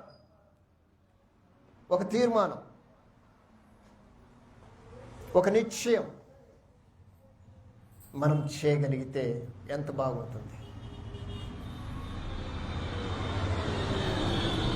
ఇదిగో గతంలో నేను చెప్పానో లేదో నాకు తెలియదు. సర్వసాధారణంగా మనము అందరితో ఏదో ఒక విషయాలు చెప్తూనే వస్తుంటాం. మనతో కలిసిన వారితో దేవుని గురించి మాట్లాడకుండా ఉండలేం. ఎంతవరకు చేశామో రాబోయే రోజుల్లో మరింతగా నేను చేస్తానని ఒక తీర్మానంగా మనం చేసుకోగలిగితే ఆ తీర్మానము చేయటం వరకే మన బాధ్యత. ఇది కూడా మీరు ఆలోచన చేయండి. దాన్ని జరిగించేవాడు ఎవరు? దేవుడే. దేవుడే చేస్తాడు. అది మనం చేయాలి. మనం చేయగలిగింది ఒకటే, తీర్మానం మాత్రమే మనం చేయగలిగితే కార్యం జరిగించేవాడు దేవుడు. ఈ విషయాన్ని మనము మనస్సులో పెట్టుకుందాం. దేవుని కోసము, మన కోసము మనము దేవుని దగ్గర మనకు కావాల్సినవన్నీ అడుగుతున్నాం. దేవునికి ఏమి కావాలనో అది కూడా తెలుసుకొని ఆయన ఆకలి తీరుద్దాం. మీకు తెలుసా, దేవుని ఆకలిని తీర్చే ధైర్యము మనకుందంటారా? ఆకలి తీర్చగలమా, తీర్చలేమా దేవునికి ఉన్న ఆకలిని? ఏమా కుట్టి, దేవుని ఆకలి తీర్చలేమా? తీరుస్తామా, తీర్చలేమా? ఖచ్చితంగా తీర్చగలం. యోహాను సువార్త 4:34 ఈ మాట రాయబడింది. ఏంటి ఆ ఆకలి? ఏంటి ఆయన కోరుకుంటున్నదో మనము ఆలోచన చేయగలిగి ఆ ప్రకారముగా మనం అడుగులు వేయగలిగితే ఆయన మనల్ని చూసి ఆనందిస్తాడు, మనల్ని చూసి సంతోషిస్తారు. ఎవరికైనా ఆకలి అవుతున్నప్పుడు అన్నం పెడితే ఏం చేస్తారు చెప్పండి? ఎవరికైనా ఆకలి అవుతుందమ్మా అన్నం పెట్టమంటే అన్నం పెట్టిన తర్వాత ఏం చేస్తారు? వాళ్ళు అన్నం తిన్న తర్వాత ఏం చేస్తారు? ఏమంటారు? వాళ్ళ దగ్గర నుంచి ఏం వచ్చినా వస్తుంది, అమ్మా నీ కడుపు చల్లగా ఉండాలి అంట. భౌతికంగా మనం ఎవరికైనా అన్నం పెడితే దీవెన పొందుతున్నామే. పరసంబంధమైన దేవుడు ఆకలితో ఉన్నాడు. ఆయన ఆకలి తీరిస్తే ఇంకెంత దీవెనిస్తాడు ఆయన? ఎప్పుడైనా ఆలోచన చేశామా? చదువుతారా మాటని?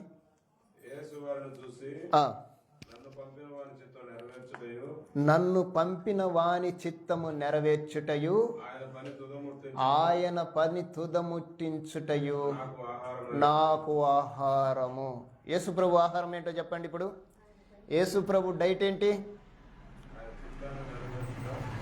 ఆయనను పంపిన వాని చిత్తము. ఆయనను పంపిన వాని చిత్తం ఏంటో తెలిసిన? భూమి మీద ప్రతి ఒక్కరూ పరిశుద్ధులు కావాలి. పాపం అనేది ఉండకుండా అది పరిహరించబడాలి. దానికోసమే ఆయన వచ్చాడు, దాన్ని కార్యంగా చేశాడు. తన్ను పంపిన వాని చిత్తము నెరవేర్చుటయు ఆయన పని తుదముట్టించుట.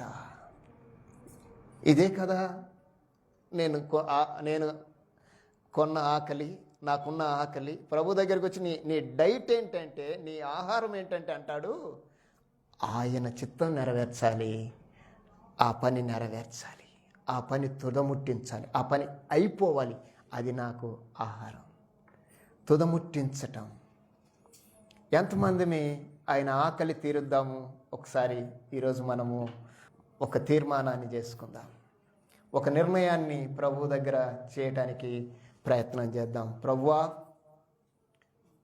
2026లో నా శక్తిని మించి నీ ఆకలి తీర్చగలటానికి నేను ప్రయత్నం చేస్తాను అనే ఒక తీర్మానం మనం చేయగలిగితే దాన్ని తీర్చగలిగిన వాడు దేవుడే.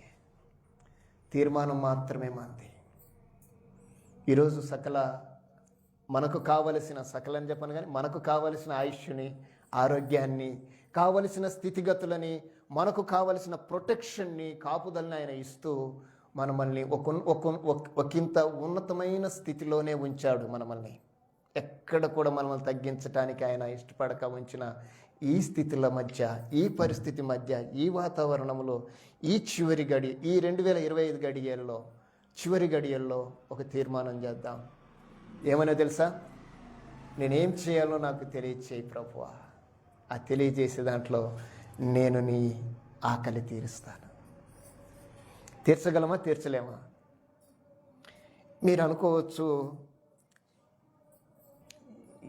ఎంత ఆకలి అంటే ఆయన ఒకటే అంటాడు, మారు మనసు అక్కరలేని 99 కంటే మారు మనసు పొందు ఒక్క పాపి విషయమై పరలోకంలో. మారు మనసు అక్కరలేని 99 మంది కంటే మారు మనసు పొందే ఒక పాపి విషయమై పరలోకంలో ఆనందం ఉంటుంది అని చెప్పాడు. ఒక్కరినైనా ప్రభువుకు పరిచయం చేయలేమా మనము? మీ స్టామినా ఎంత అంటే ఒక్కరిని కూడా చేయలేమా అనే సవాల్ అన్నమాట. మనకు శక్తి సామర్థ్యాలు దేవుడు తక్కువ చేయలేదు. ఒకటితో మొదలు పెడితే అది ఎంతవరకు ముగించబడుతుందో తెలియదు. ఇది దేవుడు మన మీద పెట్టుకున్న నమ్మకం. ఆయన మన మీద పెట్టుకున్న నమ్మకాన్ని ఎట్టి పరిస్థితుల్లో ఒమ్ము చేయకుండా ముందుకు నడుద్దాం. అట్టి స్థితి దేవుడు మనందరికీ దయచేయునుగాక. అట్టి కృప దేవుడు మనకు, మన కుటుంబాలకి సమృద్ధిగా అనుగ్రహించునుగాక. ఆమేన్. ప్రియులారా, ఈ విషయంలో మీరందరూ కూడా ఈ నూతన సంవత్సరంలోకి వెళ్ళబోతూ ఉండగా ఒక చక్కటి తీర్మానాన్ని కలిగి ముందుకు నడుద్దాం. అందరము మరలా లేచి ఒక పాట పాడుతూ ఆ 2025లోకి మనం ముందుకు నడుద్దాం. స్తుతియు మహిమ ఒక కీర్తన పాడుతూ మనము ప్రవేశించి కార్యక్రమంలోకి నడుద్దాం. పాట పాడిన తర్వాత అన్నగారు ప్రార్థన చేస్తారు. ప్రార్థన అనంతరం ఒక చిన్న కార్యక్రమంతో ముందుకు నడుద్దాం. స్తుతియు మహిమ ఘనత నీకే యుగ యుగముల వరకు.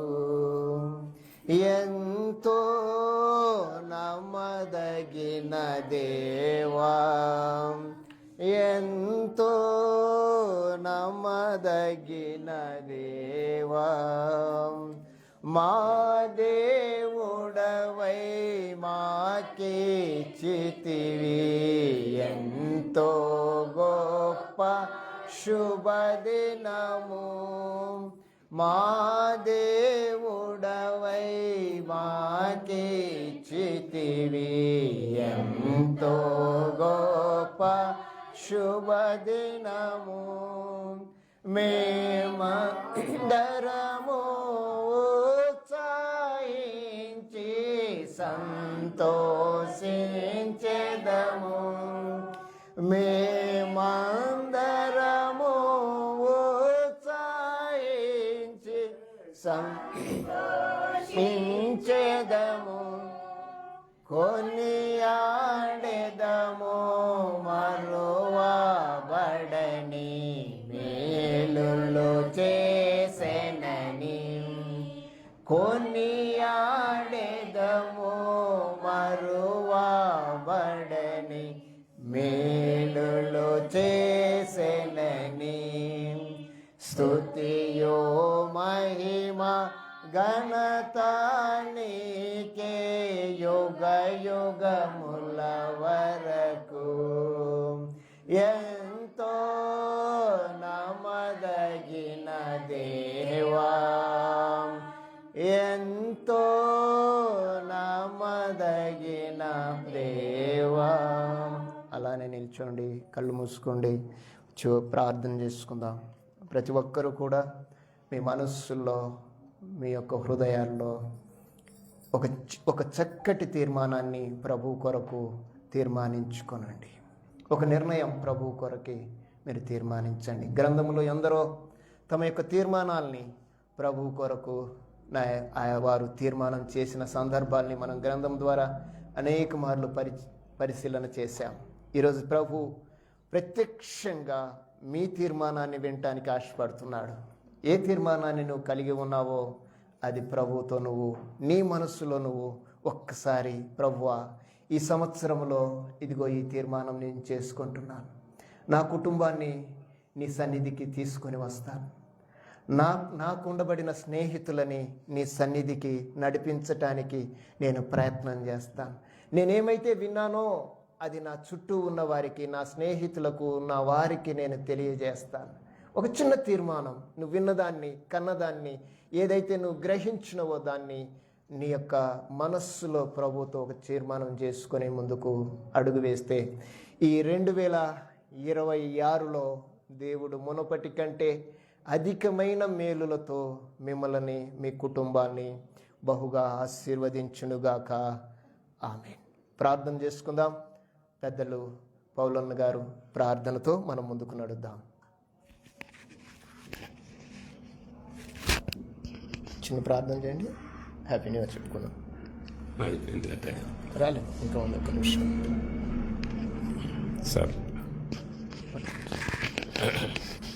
కళ్ళు మూసుకున్నట్లే ప్రార్థన. ప్రేమ నమ్మకం గల మా ప్రియ పరలోకపు తండ్రి, మీ ఉన్నతమైన శ్రేష్టమైన నామమును బట్టి మీకు స్తోత్రాలు చెల్లిస్తున్నాం ప్రభా. 2025 ఆఖరి నా ప్రభా నిమిషాల్లో వరకు నా తండ్రి మీ కృపలో మీ సన్నిధిలో బిడ్డలను మమ్మల్ని భద్రపరిచిన మీకు వందనాలు. మీ అమూల్యమైన మాటలు నా తండ్రి బిడ్డలతో పంచుకునే భాగ్యాన్ని మీరు మాకు అనుగ్రహించిన మీ కృపను బట్టి స్తుతిస్తున్నాం. ఈ 2025 ముగించుకొని 26లోనికి మేము వెళ్తున్నాం. మీ బిడ్డలందరినీ మీ లేఖన ప్రకారం నూతన హృదయం నూతన బుద్ధి నా ప్రభా కలిగి భక్తితోనూ భయంతోనూ కనికరము ప్రేమ దయ కలిగి నా ప్రభా మీరు కోరుకున్న విధంగా జీవించడం మీ పని ముట్టించడం తుద ముట్టించడం సహాయం అనుగురించి మమ్మల్ని అందరినీ కుటుంబాలను ప్రపంచాన్ని అంతట్లో మీ శాంతి దయచండి.